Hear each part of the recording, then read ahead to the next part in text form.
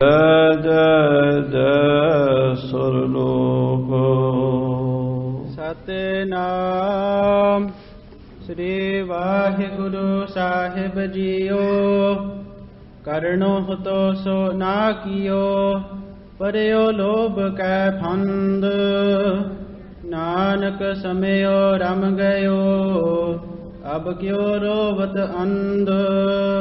ਕਰਨੋ ਹਤੋ ਸੋ ਨਾ ਕੀਓ। ਵਾਹਿਗੁਰੂ ਜੀ ਕਾ ਖਾਲਸਾ, ਵਾਹਿਗੁਰੂ ਜੀ ਕੀ ਫਤਿਹ। ਗੁਰੂ ਮਹਾਰਾਜ ਦੀ ਗੋਦ ਵਿੱਚ ਜੁੜ ਬੈਠੀ ਗੁਰੂ ਰੂਪ ਸਾਧ ਸੰਗਤ ਜੀ, ਵੀਕਐਂਡ ਦੇ ਦੀਵਾਨਾਂ ਦੀਆਂ ਹਾਜ਼ਰੀਆਂ ਭਰ ਕੇ ਆਪਣਾ ਜੀਵਨ ਸਫਲਾ ਕਰ ਰਹੇ ਹੋ।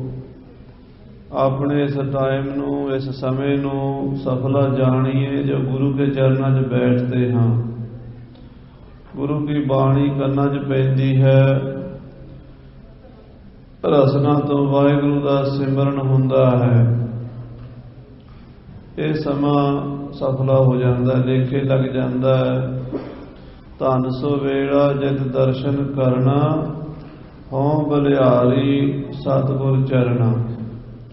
ਮਹਾਰਾਜ ਜੀ ਦੀ ਗੋਦ ਵਿੱਚ ਬੈਠ ਕੇ ਆਪ ਜੀ ਨੇ ਸਤਿਕਾਰਯੋਗ ਭਾਈ ਵਰਿਆਮ ਸਿੰਘ ਜੀ ਦੇ ਜਥੇ ਪਾਸੋਂ ਗੁਰਬਾਣੀ ਦੇ ਕੀਰਤਨ ਦਾ ਆਨੰਦ ਮਾਣਿਆ। ਆਓ ਹੁਣ ਆਪਣੀਆਂ ਮਨ ਬਿਰਖੀਆਂ ਨੂੰ ਗੁਰੂ ਤੇਗ ਬਹਾਦਰ ਸਾਹਿਬ ਨੌਵੇਂ ਪਾਤਸ਼ਾਹ ਦੇ ਚਰਨਾਂ ਨਾਲ ਜੋੜੀਏ, ਜਿਨ੍ਹਾਂ ਦੇ ਉਪਕਾਰ ਗਿਣੇ ਨਹੀਂ ਜਾ ਸਕਦੇ। ਬਚਪਨ ਤੋਂ ਹੀ ਆਪ ਜੀ ਦੀ ਮਹਿਮਾ ਬੜੀ ਮਹਾਨ ਰਹੀ ਹੈ। ਗੁਰੂ ਤੇਗ ਬਹਾਦਰ ਸਾਹਿਬ ਦਾ ਜਿਸ ਦਿਨ ਜਨਮ ਹੋਇਆ ਸੀ, ਗੁਰੂ ਕੇ ਮਹਿਲ ਅੰਮ੍ਰਿਤਸਰ ਦੇ ਵਿੱਚ ਗੁਰਦੁਆਰਾ ਹੈ। ਇਹ ਗੁਰੂ ਕੇ ਮਹਿਲ ਉਹ ਹਨ ਜਿਹੜੇ ਗੁਰੂ ਰਾਮਦਾਸ ਜੀ ਨੇ ਬਣਵਾਏ ਸੀ। ਇਹਨਾਂ ਮਹਿਲਾਂ ਵਿੱਚ ਹੀ ਗੁਰੂ ਅਰਜਨ ਦੇਵ ਜੀ ਰਹੇ ਹਨ। ਇਹਨਾਂ ਮਹਿਲਾਂ ਵਿੱਚ ਹੀ ਗੁਰੂ ਹਰਗੋਬਿੰਦ ਸਾਹਿਬ ਜੀ ਮਹਾਰਾਜ ਦਾ ਨਿਵਾਸ ਰਿਹਾ ਹੈ। ਤੇ ਗੁਰੂ ਹਰਗੋਬਿੰਦ ਸਾਹਿਬ ਦੇ ਘਰ ਮਾਤਾ ਨਾਨਕੀ ਜੀ ਦੇ ਉਦਰ ਤੋਂ ਸੰਨ 1621 ਨੂੰ ਸ੍ਰੀ ਗੁਰੂ ਤੇਗ ਬਹਾਦਰ ਸਾਹਿਬ ਜੀ ਮਹਾਰਾਜ ਅਵਤਾਰ ਧਾਰਿਆ। ਜਿਸ ਦਿਨ ਅਵਤਾਰ ਹੋਇਆ, ਉਸ ਦਿਨ ਸਾਧ ਸੰਗਤ ਜੀ ਸਤਿਗੁਰੂ ਮਹਾਰਾਜ ਗੁਰੂ ਹਰਗੋਬਿੰਦ ਸਾਹਿਬ ਜੀ ਨੂੰ ਸੰਦੇਸ਼ਾ ਮਿਲਿਆ ਵੀ ਤੁਹਾਡੇ ਘਰ ਸਾਹਿਬਜ਼ਾਦੇ ਦਾ ਜਨਮ ਹੋਇਆ। ਮਹਾਰਾਜ ਅਕਾਲ ਤਖਤ ਸਾਹਿਬ ਤੇ ਬਹਿ ਕੇ ਸੰਗਤਾਂ ਨੂੰ ਦਰਸ਼ਨ ਦੇ ਰਹੇ ਸਨ। ਦੀਵਾਨ ਦੀ ਸਮਾਪਤੀ ਕਰਕੇ ਆਪਣੇ ਮਹਿਲਾਂ 'ਚ ਗਏ। ਨਾਲ ਭਾਈ ਬਿਧੀ ਚੰਦ ਜੀ, ਭਾਈ ਜੇਠਾ ਜੀ, ਭਾਈ ਲਗਾਹ ਜੀ ਵਰਗੇ ਮੁਖੀ ਸਿੱਖ ਵੀ ਸਨ। ਕਹਿੰਦੇ ਜਦੋਂ ਘਰ 'ਚ ਪਹੁੰਚੇ, ਦਾਈਆਂ ਨੇ, ਦਾਸੀਆਂ ਨੇ ਸਾਹਿਬਜ਼ਾਦੇ ਨੂੰ ਸੁੰਦਰ ਦੁਸ਼ਾਲੇ 'ਚ ਲਪੇਟ ਕੇ ਲਿਆਂਦਾ ਸ੍ਰੀ ਗੁਰੂ ਹਰਗੋਬਿੰਦ ਸਾਹਿਬ ਜੀ ਦੇ ਸਨਮੁਖ। ਤੇ ਗੁਰੂ ਸਾਹਿਬ ਜੀ ਨੇ ਬੱਚੇ ਨੂੰ ਆਪਣੀ ਗੋਦੀ 'ਚ ਲਿਆ ਤੇ ਬੱਚੇ ਦੇ ਚਰਨਾਂ ਤੇ ਮੱਥਾ ਟੇਕ ਦਿੱਤਾ। ਇੱਕ ਬੱਚਾ ਜਿਹਦੀ ਉਮਰ ਇੱਕ ਦਿਨ ਵੀ ਨਾ ਹੋਵੇ ਤੇ ਉਹਨੂੰ ਗੁਰੂ ਮਹਾਰਾਜ ਮੱਥਾ ਟੇਕਣ ਸਾਰਿਆਂ ਲਈ ਹੈਰਾਨੀ ਦਾ ਕਾਰਨ ਸੀਗਾ। ਭਾਈ ਬਿਧੀ ਚੰਦ ਜੀ, ਭਾਈ ਜੇਠਾ ਜੀ ਨੇ ਪੁੱਛਿਆ, ਗਰੀਬ ਨਵਾਜ ਸੱਚੇ ਪਾਤਸ਼ਾਹ ਜੀ, ਅਜੇ ਬੱਚੇ ਦੀ ਉਮਰ ਇੱਕ ਦਿਨ ਦੀ ਵੀ ਨਹੀਂ, ਤੁਸੀਂ ਇਸ ਬੱਚੇ ਨੂੰ ਮੱਥਾ ਟੇਕ ਦਿੱਤਾ ਹੈ, ਕੀ ਕਾਰਨ ਹੈ? ਮਹਾਰਾਜ ਛੇਵੇਂ ਪਾਤਸ਼ਾਹ ਕਹਿਣ ਲੱਗੇ, ਭਾਈ ਬਿਧੀ ਚੰਦ ਜੀ, ਇਹ ਬੱਚਾ ਕੋਈ ਸਧਾਰਨ ਬੱਚਾ ਨਹੀਂ। ਇਹ ਉਹ ਕੰਮ ਕਰੇਗਾ ਜਿਹੜਾ ਦੁਨੀਆ ਤੇ ਕੋਈ ਪੀਰ ਪੈਗੰਬਰ ਅਵਤਾਰ ਔਲੀਆ ਅੱਜ ਤਾਈਂ ਕਰ ਨਹੀਂ ਸਕਿਆ। ਇਹ ਧਰਮ ਦੀ ਰਾਖੀ ਵਾਸਤੇ ਆਪਣੇ ਸੀਸ ਦਾ ਬਲੀਦਾਨ ਦੇਵੇਗਾ। ਇਹ ਸਭ ਕੁਝ ਵਾਰਨ ਵਾਲਾ ਤਿਆਗੀ ਪੁੱਤਰ ਹੈ ਸਾਡਾ। ਸਾਧ ਸੰਗਤ ਜੀ, ਸੰਸਾਰ 'ਚ ਹਰ ਚੀਜ਼ ਪ੍ਰਾਪਤ ਕੀਤੀ ਜਾ ਸਕਦੀ ਹੈ, ਤਿਆਗ ਨਹੀਂ ਪ੍ਰਾਪਤ ਹੁੰਦਾ। ਤਿਆਗ ਤਿਆਗਿਆ ਹੀ ਮਿਲਦਾ ਹੈ ਤੇ ਇਹ ਹਰ ਕਿਸੇ ਦੇ ਵੱਸ ਦੀ ਗੱਲ ਨਹੀਂ। ਇਹ ਮਹਾਰਾਜ ਗੁਰੂ ਤੇਗ ਬਹਾਦਰ ਸਾਹਿਬ ਦੇ ਹਿੱਸੇ ਆਇਆ ਹੈ। 4 ਸਾਲਾਂ ਦੇ ਸੀ ਗੁਰੂ ਤੇਗ ਬਹਾਦਰ ਜੀ। ਪਹਿਲਾਂ ਇਹਨਾਂ ਦਾ ਨਾਮ ਤਿਆਗਮਲ ਰੱਖਿਆ ਸੀ। ਬਹੁਤਿਆਂ ਨੂੰ ਨਹੀਂ ਪਤਾ ਗੁਰੂ ਤੇਗ ਬਹਾਦਰ ਜੀ ਦਾ ਪਹਿਲਾ ਨਾਮ ਸੀ ਤਿਆਗਮਲ। ਬਚਪਨ 'ਚ ਇਹਨਾਂ ਦਾ ਨਾਮ ਤਿਆਗਮਲ ਰੱਖਿਆ ਗਿਆ, ਕਿਉਂਕਿ ਤਿਆਗੀ ਬਿਰਤੀ ਦੇ ਸਨ। ਤੇਗ ਬਹਾਦਰ ਤਾਂ 13 ਸਾਲ ਦੀ ਉਮਰ 'ਚ ਬਣੇ ਸਨ, ਜਦੋਂ ਕਰਤਾਰਪੁਰ ਦਾ ਜੰਗ ਪੈਂਦੇ ਖਾਂ ਨਾਲ ਹੋਇਆ ਸੀ। ਪੈਂਦੇ ਖਾਂ ਗੁਰੂ ਹਰਗੋਬਿੰਦ ਸਾਹਿਬ ਨੇ ਪਾਲਿਆ ਸੀ, ਪਠਾਣਾ ਦਾ ਪੁੱਤਰ, ਪਰ ਬਾਅਦ ਵਿੱਚ ਉਹ ਨਿਮਕ ਹਰਾਮੀ ਹੋ ਗਿਆ, ਦੁਸ਼ਮਣ ਨਾਲ ਰਲ ਗਿਆ, ਗੁਰੂ ਘਰ ਦਾ ਵੈਰੀ ਬਣ ਗਿਆ, ਜੰਗ ਦੀ ਫੌਜਾਂ ਲੈ ਆਇਆ, 78,000 ਫੌਜ ਲੈ ਕੇ ਆਇਆ ਸੀਗਾ। ਕਰਤਾਰਪੁਰ ਜੰਗ ਹੋਇਆ ਸੀ ਜਲੰਧਰ ਦੇ ਲਾਗੇ। ਉਸ ਜੰਗ ਵਿੱਚ ਪੈਂਦਾ ਵੀ ਮਰਿਆ ਸੀ, ਉਹਦੇ ਨਾਲ ਕਾਲੇ ਖਾਂ ਤੇ ਹੋਰ ਬੜੇ ਬੜੇ ਯੋਧੇ ਜਿਹੜੇ ਸਨ ਉਹ ਸੂਬੇ ਵੀ ਮਾਰੇ ਗਏ ਸਨ। ਤੇ ਸਾਧ ਸੰਗਤ ਜੀ, ਉਸ ਜੰਗ 'ਚ ਗੁਰੂ ਤੇਗ ਬਹਾਦਰ ਜੀ ਨੇ 13 ਸਾਲ ਦੀ ਉਮਰ 'ਚ ਤੇਗ ਚਲਾਈ ਸੀ। 13 ਸਾਲ ਦੇ ਬੱਚੇ ਦੇ ਹੱਥ ਤਲਵਾਰ ਹੋਵੇ ਤੇ ਜੰਗ ਦੇ ਵਿੱਚ ਜੂਝ ਰਿਹਾ ਹੋਵੇ, ਦੁਸ਼ਮਣ ਵੀ ਮੂੰਹ ਚੁੰਗਲਾਂ ਪਾ ਕੇ ਦੇਖਦੇ ਸਨ ਵੀ ਇਹ ਕਿਹੋ ਜਿਹੇ ਲੋਕ ਹਨ ਜਿਹੜੇ ਆਪਣੇ ਬੱਚਿਆਂ ਨੂੰ ਐਡੀ ਬਹਾਦਰੀ ਨਾਲ ਮੈਦਾਨੇ ਜੰਗ 'ਚ ਭੇਜ ਦਿੰਦੇ ਹਨ। ਤੇ ਜੰਗ ਜਿੱਤ ਕੇ ਆਏ ਸਨ ਤੇ ਮਹਾਰਾਜ ਨੇ ਉਦੋਂ ਨਾਂ ਰੱਖਿਆ ਸੀ, ਇਹ ਮੇਰਾ ਤੇਗ ਬਹਾਦਰ ਹੈ। 6ਵੇਂ ਪਾਤਸ਼ਾਹ ਨੇ ਇਹ ਮੇਰਾ ਤੇਗ ਬਹਾਦਰ ਨੇ ਤੇਗ ਦੀ ਬਹਾਦਰੀ ਕੀਤੀ ਹੈ। ਪਰ ਪਹਿਲਾ ਨਾਂ ਸੀ ਤਿਆਗਮਲ। ਅਜੇ ਵੀ ਜਿਹੜੀਆਂ ਫਾਰਸੀ ਦੀਆਂ ਕਿਤਾਬਾਂ ਨੇ ਉਸ ਵੇਲੇ ਦੀਆਂ ਲਿਖੀਆਂ ਹੋਈਆਂ, ਯਾਨੀ 1675 ਤੋਂ ਲੈ ਕੇ 1700 ਤੱਕ ਜਿਹੜੀ ਸਰਕਾਰੀ ਅਖਬਾਰਾਂ ਜਾਂ ਜਿਹੜੀਆਂ ਰਿਪੋਰਟਾਂ ਮੁਸਲਮਾਨਾਂ ਦੀਆਂ ਦਫ਼ਤਰਾਂ 'ਚ ਮਿਲਦੀਆਂ, ਉਹਨਾਂ ਵਿੱਚ ਤਿਆਗਮਲ ਹੀ ਆਉਂਦਾ, ਗੁਰੂ ਤਿਆਗਮਲ। ਗੁਰੂ ਮਹਾਰਾਜ ਦਾ ਨਾਮ ਗੁਰੂ ਤਿਆਗਮਲ ਆਉਂਦਾ। ਪਹਿਲਾ ਨਾਮ ਸੀ ਤਿਆਗਮਲ। ਤਿਆਗ ਵਾਲੀ ਬਿਰਤੀ ਸੀ। ਭਰਾ ਦੇ ਵਿਆਹ ਦੇ ਜੰਜੇ ਚੜੇ, ਗੁਰੂ ਕੇ ਮਹਿਲਾਂ ਤੋਂ ਮਾਤਾ ਨਾਨਕੀ ਨੇ ਬਾਹਲੇ ਸੋਹਣੇ ਕੱਪੜੇ ਪਾ ਕੇ ਤੋਰਿਆ। ਜਦੋਂ ਬਾਜ਼ਾਰ ਵਿੱਚ ਬਰਾਤ ਜਾ ਰਹੀ ਸੀ, ਤੇ ਤੁਸੀਂ ਜਾਣਦੇ ਹੀ ਹੋ ਪੰਜਾਬ ਦੇ ਵਿੱਚ ਬਰਾਤਾਂ ਨੂੰ ਵੇਖਣ ਲਈ ਲੋਕ ਕੋਠਿਆਂ ਤੇ ਚੜ੍ਹ ਜਾਂਦੇ ਨੇ, ਬੂਹਿਆਂ 'ਚ ਖੜ ਜਾਂਦੇ ਨੇ, ਗਲੀਆਂ 'ਚ ਖੜ ਜਾਂਦੇ ਨੇ। ਬਰਾਤ ਜਾ ਰਹੀ ਹੋਵੇ ਤੇ ਗਰੀਬਾਂ ਦੇ ਬੱਚੇ ਉੱਥੇ ਆ ਜਾਂਦੇ ਨੇ, ਤਾਂ ਕਿ ਜਿਹੜੇ ਉੱਤੋਂ ਦੀ ਪੈਸੇ ਸੁੱਟਦੇ ਨੇ ਨਾ, ਉਹ ਬੱਚੇ ਚੁੱਕ ਲੈਂਦੇ ਨੇ। ਇਹ ਆਪਣੇ ਪੰਜਾਬ ਦਾ ਕਲਚਰ ਹੈ। ਤੋ ਉਹਨਾਂ ਗਰੀਬ ਬੱਚਿਆਂ ਵਿੱਚੋਂ ਇੱਕ ਬੱਚਾ ਸੀ ਜਿਹਦੇ ਸਰੀਰ ਤੇ ਕੱਪੜਾ ਕੋਈ ਨਹੀਂ ਸੀ, ਔਰ ਉਹ ਵੀ 4 ਸਾਲਾਂ ਦਾ ਸੀ। 1625 ਦੀ ਗੱਲ ਹੈ। ਬਾਬੇ ਗੁਰਦਿੱਤੇ ਦੀ ਬਰਾਤ ਬਟਾਲੇ ਗਈ ਸੀ, ਤੇ ਬਰਾਤ ਵਿੱਚ ਸਾਰੇ ਬਾਬਾ ਬੁੱਢਾ ਜੀ ਵੀ ਸ਼ਾਮਲ ਹੋਏ ਸੀ, ਭਾਈ ਸਾਈਂ ਦਾਸ ਜੀ, ਭਾਈ ਗੁਰਦਾਸ ਜੀ, ਭਾਈ ਵਿਧੀ ਚੰਦ ਜੀ, ਵੱਡੇ ਵੱਡੇ ਸਿੱਖ ਮਹਾਨ ਉਹਦੇ 'ਚ ਸ਼ਾਮਲ ਹੋਏ ਸੀ। ਉਹ ਬਰਾਤ ਬੜੀ ਸ਼ੋਭਾ ਵਾਲੀ ਬਰਾਤ ਸੀ, ਤੇ ਗੁਰੂ ਹਰਗੋਬਿੰਦ ਸਾਹਿਬ ਦੇ ਸਾਰੇ ਹੀ ਪੁੱਤਰ ਉਸ ਬਰਾਤ ਵਿੱਚ ਸ਼ਾਮਲ ਸੀ। ਬਾਬਾ ਗੁਰਦਿੱਤਾ ਜੀ ਦਾ ਵਿਆਹ ਸੀ, ਬਾਬਾ ਸੂਰਜਮਲ ਜੀ, ਬਾਬਾ ਅਣੀ ਰਾਏ ਜੀ, ਬਾਬਾ ਅਟਲ ਰਾਏ ਜੀ ਤੇ ਗੁਰੂ ਤੇਗ ਬਹਾਦਰ ਜੀ। ਸੋ ਇਹ ਸਾਰੇ ਜਾ ਰਹੇ ਨੇ। ਉਸ ਗਰੀਬ ਬੱਚੇ ਵੱਲ ਕਿਸੇ ਦਾ ਧਿਆਨ ਨਹੀਂ। ਉਹ ਵਿਚਾਰਾ ਗਲੀ ਦੇ ਖੁੰਝੇ ਖੜਾ ਹੈ, ਕੱਪੜਾ ਕੋਈ ਹੈ ਨਹੀਂ, ਮਿੱਟੀ 'ਚ ਰੁੜਿਆ ਹੋਇਆ, ਤੇ ਤਰਸਾਈਆਂ ਦੀਆਂ ਅੱਖਾਂ ਨਾਲ ਦੇਖਦਾ ਹੈ ਸਾਰਿਆਂ ਦੀ ਸੋਭਾ ਨੂੰ। ਸਾਰੇ ਸਜੇ ਧਜੇ ਨੇ। ਗੁਰੂ ਤੇਗ ਬਹਾਦਰ ਜੀ 4 ਸਾਲਾਂ ਦੇ ਸਨ, ਉਹਦੇ ਕੋਲ ਚਲੇ ਗਏ। ਤੋਤਲੀ ਜੀ ਜ਼ੁਬਾਨ 'ਚ ਉਹਨੂੰ ਪੁੱਛਦੇ ਨੇ, ਤੇਰੇ ਕੋਲ ਕੱਪੜੇ ਕੋਈ ਨਹੀਂ? ਉਹ ਕਹਿੰਦਾ, ਮੇਰੇ ਕੋਲ ਕੱਪੜੇ ਕੋਈ ਨਹੀਂ। ਅੱਛਾ ਲੈ ਤੂੰ ਇਹ ਮੇਰੇ ਵਾਲੇ ਪਾ ਲੈ। ਆਪਣੇ ਸ਼ਾਹੀ ਦੁਸ਼ਾਲਿਆਂ ਵਾਲੇ ਸੁੰਦਰ ਕੱਪੜੇ, ਕਢਾਈ ਕੱਢੀ ਹੋਈ ਤਿੱਲੇ ਵਾਲੀ, ਚੋਲਾ ਸਾਰਾ ਬਸਤਰ ਉਹਨੂੰ ਪਵਾ ਕੇ ਤੇ ਭੱਜ ਕੇ ਮਾਤਾ ਜੀ ਕੋਲ ਚਲੇ ਗਏ ਵਾਪਸ। ਮਾਤਾ ਕਹਿੰਦੀ, ਪੁੱਤਰ ਤੇਰੇ ਕੱਪੜੇ ਕਿੱਥੇ, ਤੂੰ ਬਰਾਤ ਗਿਆ? ਤੇ ਉਸੇ ਤਰ੍ਹਾਂ ਹੀ ਤੋਤਲੀ ਜ਼ੁਬਾਨ ਵਿੱਚ ਹੀ ਮਾਂ ਨੂੰ ਦੱਸਿਆ। ਉਹਨੂੰ ਕਿਸੇ ਨੇ ਸਵਾ ਕੇ ਨਹੀਂ ਸੀ ਦੇਣੇ, ਮੈਨੂੰ ਤੇ ਤੁਸੀਂ ਹੋਰ ਦੇ ਦਿਓਗੇ। ਮਾਂ ਸਮਝ ਗਈ ਵੀ ਉਹਨੂੰ ਦਾ ਮਤਲਬ ਹੈ ਵੀ ਕਿਸੇ ਗਰੀਬ ਦੇ ਤਨ ਨੂੰ ਢੱਕ ਕੇ ਆਇਆ। ਹੋਰ ਬਸਤਰ ਪਵਾ ਕੇ ਤੋਰ ਦਿੱਤਾ ਬਰਾਤ। ਬਟਾਲੇ ਬਰਾਤ ਗਈ, ਵਾਪਸ ਆਏ ਡੋਲੀ ਲੈ ਕੇ। ਜਦੋਂ ਗੁਰੂ ਹਰਗੋਬਿੰਦ ਸਾਹਿਬ ਘਰ ਆਏ ਤੇ ਮਾਤਾ ਨਾਨਕੀ ਨੇ ਦੱਸਿਆ, ਕਹਿਣ ਲੱਗੀ ਮਹਾਰਾਜਾ ਤੁਹਾਡਾ ਨਿੱਕਾ ਪੁੱਤਰ ਸਾਰਿਆਂ ਤੋਂ ਛੋਟੇ ਸੀ, 5 ਭਰਾਵਾਂ ਚੋਂ ਸਭ ਤੋਂ ਛੋਟੇ ਸੀ ਇਹ, ਵੱਡੇ ਸਭ ਤੋਂ ਬਾਬਾ ਗੁਰਦਿੱਤਾ ਜੀ, ਉਹਨਾਂ ਤੋਂ ਬਾਅਦ ਬੀਬੀ ਬੀਰੋ ਇਹਨਾਂ ਦੀ ਭੈਣ ਸੀ, ਤੇ ਤੀਜੇ ਨੰਬਰ ਤੇ ਸੀ ਸੂਰਜਮਾਲ ਬਾਬਾ ਜੀ, ਜਿਨ੍ਹਾਂ ਦਾ ਪਰਿਵਾਰ ਹੁਣ ਵੀ ਚੱਲ ਰਿਹਾ ਸੋਢੀ, ਕੀਰਤਪੁਰ ਸਾਹਿਬ ਵਾਲੇ ਤੇ ਅਨੰਦਪੁਰ ਸਾਹਿਬ ਵਾਲੇ, ਇਹ ਬਾਬਾ ਸੂਰਜਮਾਲ ਦਾ ਪਰਿਵਾਰ ਹੈ। ਤੇ ਚੌਥੇ ਸੀਗੇ ਬਾਬਾ ਅਣੀ ਰਾਏ ਜੀ, ਚੌਥੇ ਨੰਬਰ ਤੇ ਸੀ, ਭਰਾਵਾਂ ਚੋਂ ਉਹ ਤੀਜੇ ਨੰਬਰ ਤੇ ਸੀ, ਭੈਣ ਕਰਕੇ ਚੌਥਾ ਨੰਬਰ ਸੀ ਉਹਦਾ।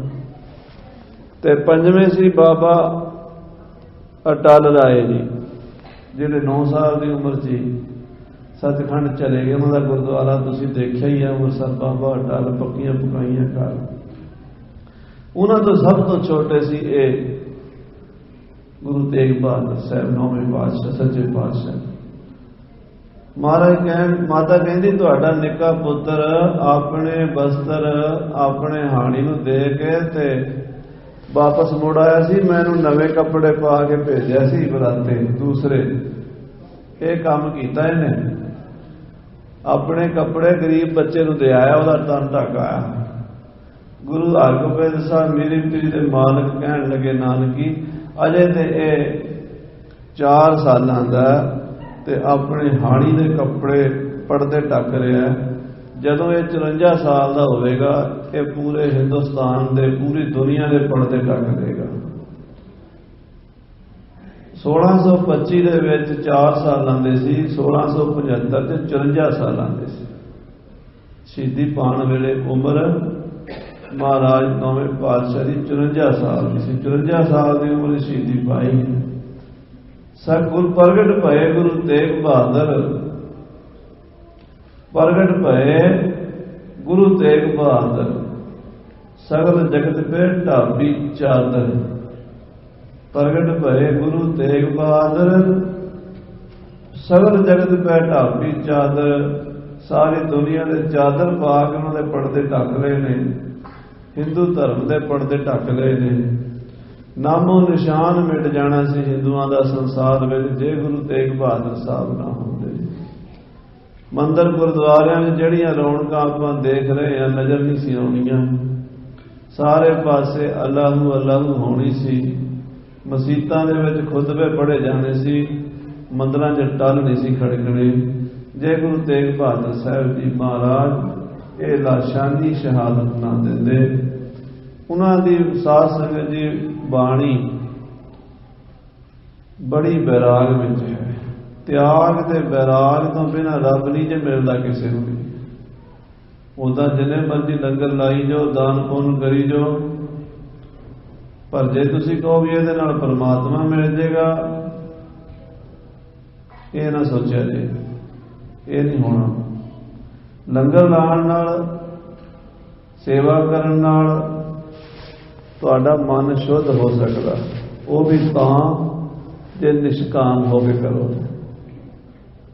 ਦੋ ਸੇਵਾ ਦੋ ਤਰ੍ਹਾਂ ਹੁੰਦੀ ਹੈ, ਇੱਕ ਸਾਕਾਮ, ਇੱਕ ਨਿਸ਼ਕਾਮ। ਸਾਕਾਮ ਹੁੰਦੀ ਹੈ ਵੀ ਮਹਾਰਾਜ ਮੈਨੂੰ ਪੁੱਤਰ ਮਿਲ ਜਾਵੇ, ਮੈਨੂੰ ਦੁੱਧ ਮਿਲ ਜਾਵੇ, ਮੇਰਾ ਕੰਮ ਚੱਲ ਜਾਵੇ, ਮੇਰਾ ਮੁਕੱਦਮਾ ਜਿੱਤਿਆ ਜਾਵੇ, ਮੇਰਾ ਆਹ ਕੰਮ ਅੜਿਆ ਹੋਇਆ ਪੂਰਾ ਹੋ ਜਾਏ, ਮੈਂ ਲੰਗਰ ਕਰਾਵਾਂਗਾ, ਮੈਂ ਅਖੰਡ ਪਾਠ ਕਰਾਵਾਂਗਾ, ਮੈਂ ਆਹ ਸੇਵਾ ਕਰਾਂਗਾ, ਉਹ ਕੰਮ ਪੂਰਾ ਹੋਏਗਾ, ਜ਼ਰੂਰ ਹੋਏਗਾ, ਗੁਰੂ ਕਰੇਗਾ, ਉਹਦੇ 'ਚ ਕੋਈ ਸ਼ੰਕਾ ਨਹੀਂ। ਜੋ ਮੰਗੇ ਠਾਕਰ ਆਪਣੇ ਤੇ ਸੋਈ ਸੋਈ ਦੇਵੇਗਾ। ਪਰ ਮਨ ਸ਼ੁੱਧ ਨਹੀਂ ਹੋਵੇਗਾ, ਕਿਉਂਕਿ ਉਹ ਜਿਹੜੀ ਚੀਜ਼ ਆ ਰਹੀ ਹੈ ਉਹਦਾ ਮੋਹ ਹੀ ਪੈਦਾ ਹੋਣਾ। ਜਿਹੜੀ ਚੀਜ਼ ਮੰਗ ਰਹੇ ਹਾਂ, ਜੇ ਕਾਰ ਮੰਗੀ, ਗੱਡੀ ਮੰਗੀ, ਬਾਬੇ ਨੇ ਦੇ ਦੇਣੀ ਹੈ ਸੇਵਾ ਦੇ ਬਦਲੇ 'ਚ, ਪਰ ਗੱਡੀ ਦਾ ਖਿਆਲ ਵੀ ਰੱਖਣਾ ਪੈਣਾ ਤੇ ਮੋਹ ਹੀ ਵਧਣਾ ਨਾ।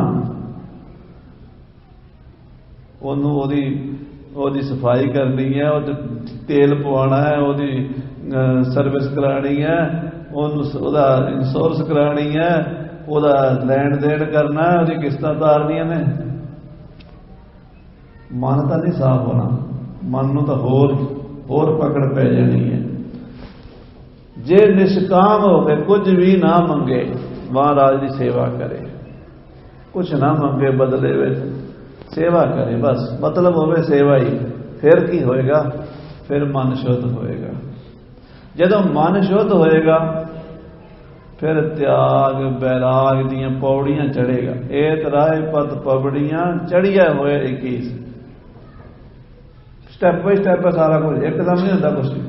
आप ऊपर आए हैं, 15-20 पौड़ियां चढ़ के आए हैं, हौले हौले एक तो बाद दूजी चढ़े हैं, छाल भी नहीं मारी जाती। इसे तरह ये परमार्थ दी पौड़ियां ने। निष्काम होके बाणी सुनांगे, निष्काम होके सेवा करांगे, निष्काम होके कथा सुनांगे, रंग होर लगेगा। फिर बैराग आवेगा। ये दुनिया झूठी दिसेगी, भाई तो सानू पूरी सच्ची दिसदी है, पूरी तरह मन खुबिया होया इहदे विच। इहदे दुख भी सानू बड़े लगते हैं, इहदे सुख भी बड़े चंगे लगते हैं। भी दुख तो डरते हैं, सुख नूं भजदे हैं, है तो कुछ भी नहीं, है तो सुपना, पर नहीं, पकड़ बड़ी है। गुरु तेग बहादुर साहब उन्हां पौड़ियां ते चढ़ा रहे ने सानू। बैराग त्याग भगती सिमरन हौले हौले। असीं कई बारी डिगना, कई बारी सवार होना। ये ना समझ लेना भी आप अज बाणी सुन ली जाए पक्के बैरागी बन जाएंगे, हुणे बाहर निकलते हैं फिर पकड़ पैनी है माया की, फिर बाणी सुननी, फिर पकड़ पैनी, चलते रहना। ये संघर्ष है, अंदर की खेड है, कई बार होंदा ऐसा। गुरु साहब उत्थे पहुँचा देंदे है जे लड़ लगे रहो।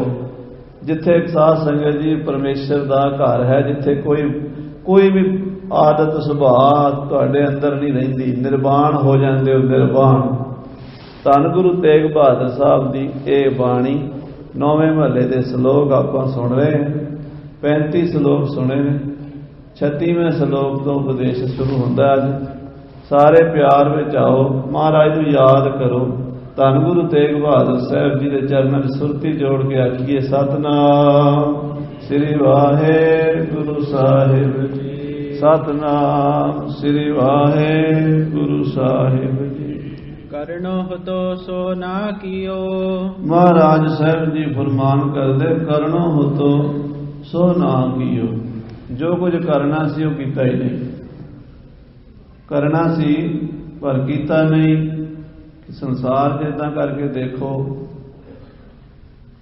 तुहाडी कोई जिम्मेवारी लगी है घर दे विचों, परिवार वालों, ऑफिस वालों, तुसीं नहीं कीती, उहदा कितना लॉस हुंदा, कितना घाटा पैंदा।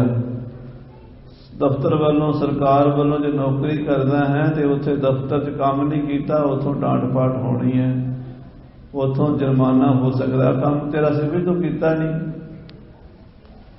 परिवार वालों कोई जिम्मेवारी सी, परिवारक जिम्मेवारी सी, टाइम सिर नहीं निभाई गई। परिवार कहता बाबू तू नहीं कीता काम, बच्चे ही कहते हैं, पत्नी कहती है आप भी तेरा काम सी, क्यों नहीं कीता। कोई भी काम दुनियावी आपां जे ना करिए उहदा सानू घाटा पैंदा ते ओह भुगतना भी पैंदा। पर जिहड़ा असली काम सीगा दुनिया ते आउण दा, इस मनुखा जन्म दा, 9वें पातशाह कहते वो नहीं कीता।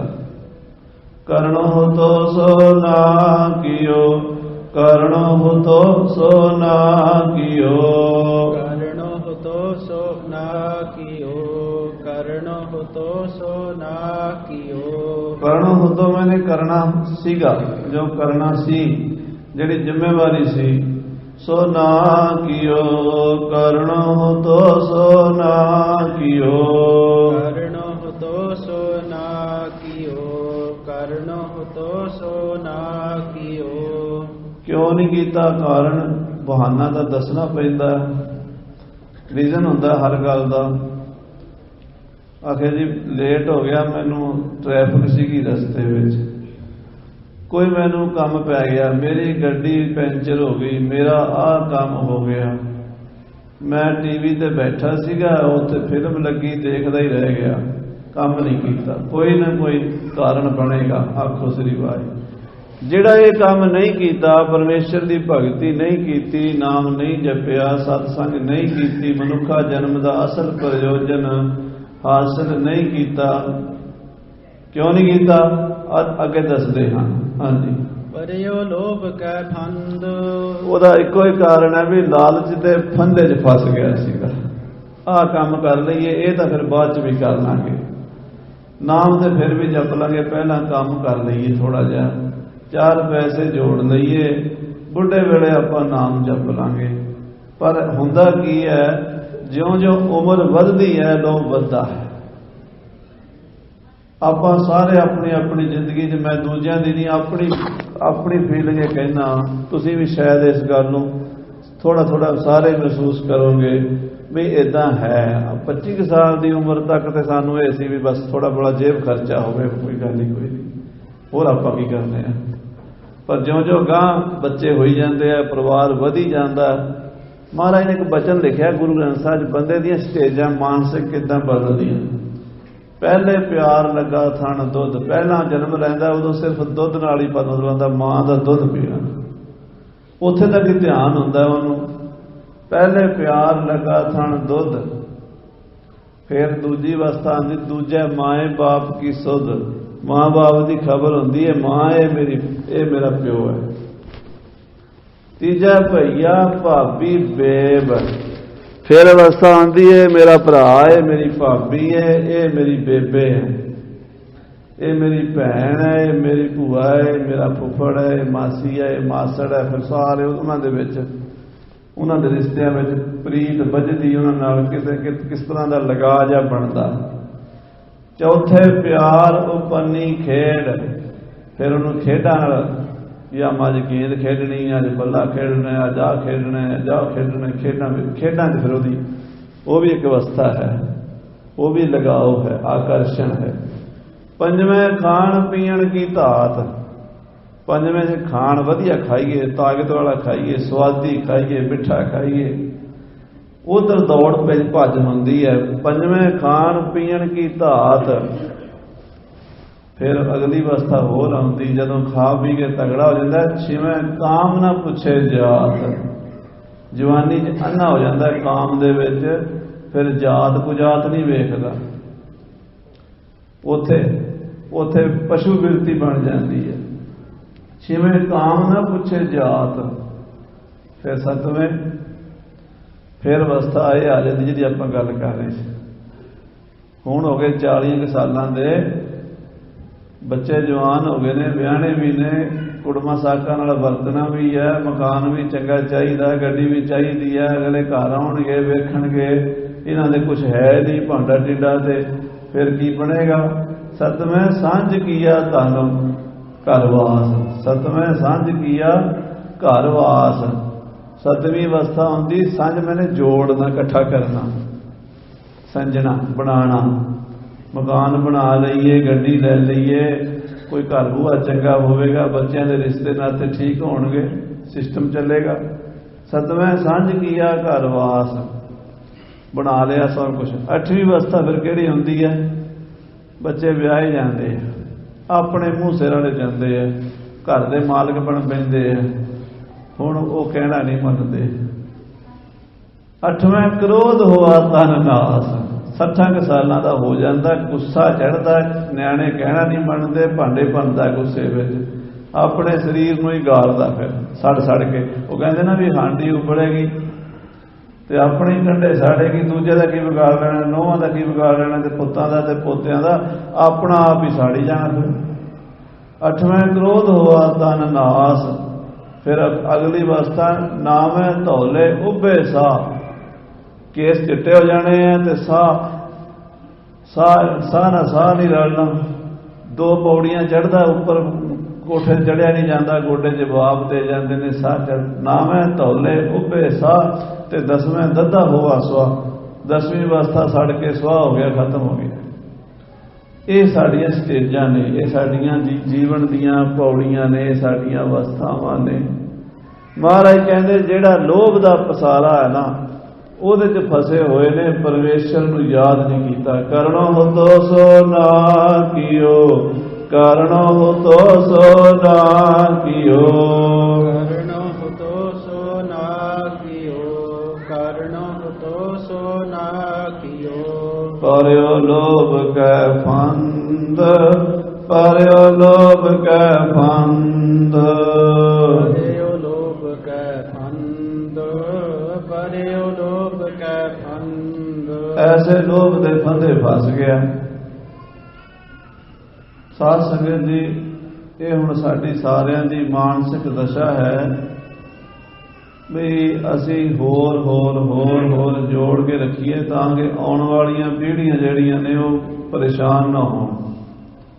ਵੈਸੇ ਤਾਂ ਪ੍ਰਮਾਤਮਾ ਨੇ ਕੁਦਰਤ ਨੇ ਇੱਕ ਨਿਯਮ ਬਣਾਇਆ ਹੋਇਆ, ਹਰ ਸਾਲ ਕਣਕ ਉਗਦੀ ਹੈ, ਹਰ ਸਾਲ ਚਾਵਲ ਉਗਦੇ ਨੇ, ਹਰ ਸਾਲ ਫਸਲ ਉਗਦੀ ਹੈ, ਪਰ ਬੰਦਾ ਕਈ ਸਾਲਾਂ ਦੇ ਜੋੜ ਕੇ ਰੱਖਣਾ ਚਾਹੁੰਦਾ ਹੈ। ਇਹ ਸਵਾਨ ਵਿਰਤੀ ਹੈ। ਵੈਸੇ ਤਾਂ ਹਰ ਸਾਲ ਨਵੀਂ ਫਸਲ ਆਉਣੀ, ਧਰਤੀ ਦੇਗ ਚੱਲਿਆ ਇੱਕ ਵੇਰਾ। ਮਹਾਰਾਜ ਨੇ ਧਰਤੀ ਰੂਪੀ ਦੇਗ ਜਿਹੜੀ ਹੈ ਨਾ, ਉਹ ਪਹਿਲਾਂ ਹੀ ਇਸ ਸਿਸਟਮ ਨਾਲ ਬਣਾਈ ਆ ਵੀ ਉਹਨੇ ਮੌਸਮ ਦੇ ਨਾਲ ਫਲ ਦੇਣੇ ਨੇ, ਪਰ ਬੰਦੇ ਦੀ ਉਹ ਉੱਥੇ ਟਿਕਾ ਨਹੀਂ ਨਾ। ਅਸੀਂ ਜਿਹੜੇ ਸਿਸਟਮ ਬਣਾਏ ਨਾ, ਉਹ ਸਿਸਟਮ ਹੀ ਸਾਨੂੰ ਖਰਾਬ ਕਰ ਰਹੇ ਨੇ। ਪਸ਼ੂਆਂ ਨੇ ਤਾਂ ਨਹੀਂ ਕਦੀ ਬੈਂਕ ਬੈਲੈਂਸ ਬਣਾਇਆ, ਉਹਨਾਂ ਸਿੰਪਲ ਜੀਵਨ ਹੈ।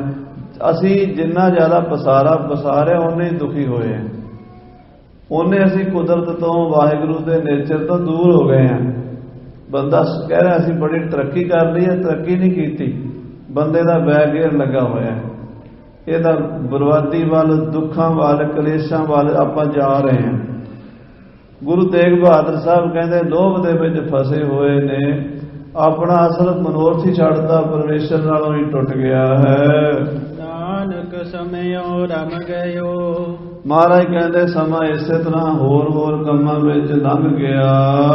ਅਬ ਕਿਉ ਰੋਵਤ ਅੰਧ। ਜਦੋਂ ਮੌਤ ਆਉਂਦੀ ਹੈ ਉਦੋਂ ਰੋਂਦਾ ਹੈ, ਕਹਿੰਦਾ ਓਹੋ ਮੈਂ ਤਾਂ ਪਰਮੇਸ਼ਰ ਦਾ ਨਾਮ ਜਪਣ ਆਇਆ ਸੀ, ਹੁਣ ਖਾਲੀ ਜਾ ਰਿਹਾ। ਜਮਾਂ ਨੂੰ ਵੇਖ ਕੇ ਯਾਦ ਆਉਂਦਾ, ਜਦੋਂ ਜੰਮ ਸਾਹਮਣੇ ਆ ਕੇ ਖਲੋਂਦੇ ਨਾ, ਉਦੋਂ ਯਾਦ ਆਉਂਦਾ ਵੀ ਲੈ ਬਈ ਟਾਈਮ ਤਾਂ ਗਿਆ। ਉਹਦਾ ਬੜਾ ਗੋਲਡ ਚਾਂਸ ਮਿਲਿਆ ਸੀ ਪਰਮੇਸ਼ਰ ਨੂੰ ਯਾਦ ਕਰਨ ਦਾ, ਬੰਦਗੀ ਕਰਨ ਦਾ, ਨਾਮ ਜਪਣ ਦਾ, ਉਹਦਾ ਲੰਘ ਗਿਆ। ਨੌਵੇਂ ਪਾਤਸ਼ਾਹ ਦੇ ਬਚਨ ਨੇ, ਚੇਤਨਾ ਹੈ ਤਾਂ ਚੇਤ ਲੈ, ਇਸ ਦਿਨ ਮੈਂ ਪ੍ਰਾਨੀ। ਜੇ ਚੇਤੇ ਕਰਨਾ ਹੁਣੇ ਸ਼ੁਰੂ ਕਰ, ਕੱਲ ਪਰਸੋਂ ਤੇ ਨਾ ਛੱਡ, ਕਿਉਂਕਿ ਕੱਲ ਕਿਸੇ ਨੇ ਵੇਖੀ ਕੋਈ ਨਹੀਂ, ਕੱਲ ਆਉਣੀ ਕੋਈ ਨਹੀਂ।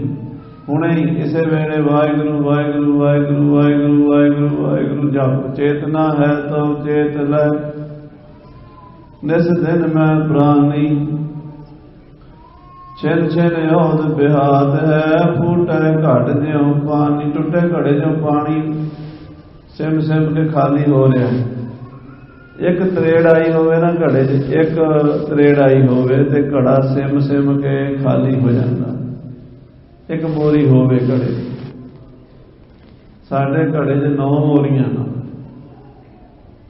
9 ਹਨ ਜਿੱਥੋਂ ਸਵਾਸ ਜਾਂਦੇ। ਕੱਲਾ ਇਹ ਨਾ ਸਮਝਣਾ ਵੀ ਇੱਥੋਂ ਹੀ ਸਵਾਸ ਜਾਂਦੇ।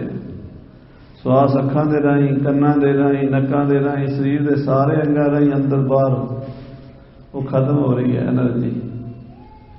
ਅੱਖਾਂ ਰਾਹੀਂ ਬਹੁਤ ਜ਼ਿਆਦਾ ਹੁੰਦੀ ਹੈ, ਸਭ ਤੋਂ ਜ਼ਿਆਦਾ ਅੱਖਾਂ ਰਾਹੀਂ ਹੁੰਦੀ ਹੈ, ਕਿਉਂਕਿ ਹਰ ਵੇਲੇ ਵੇਖੀ ਜਾਣਾ।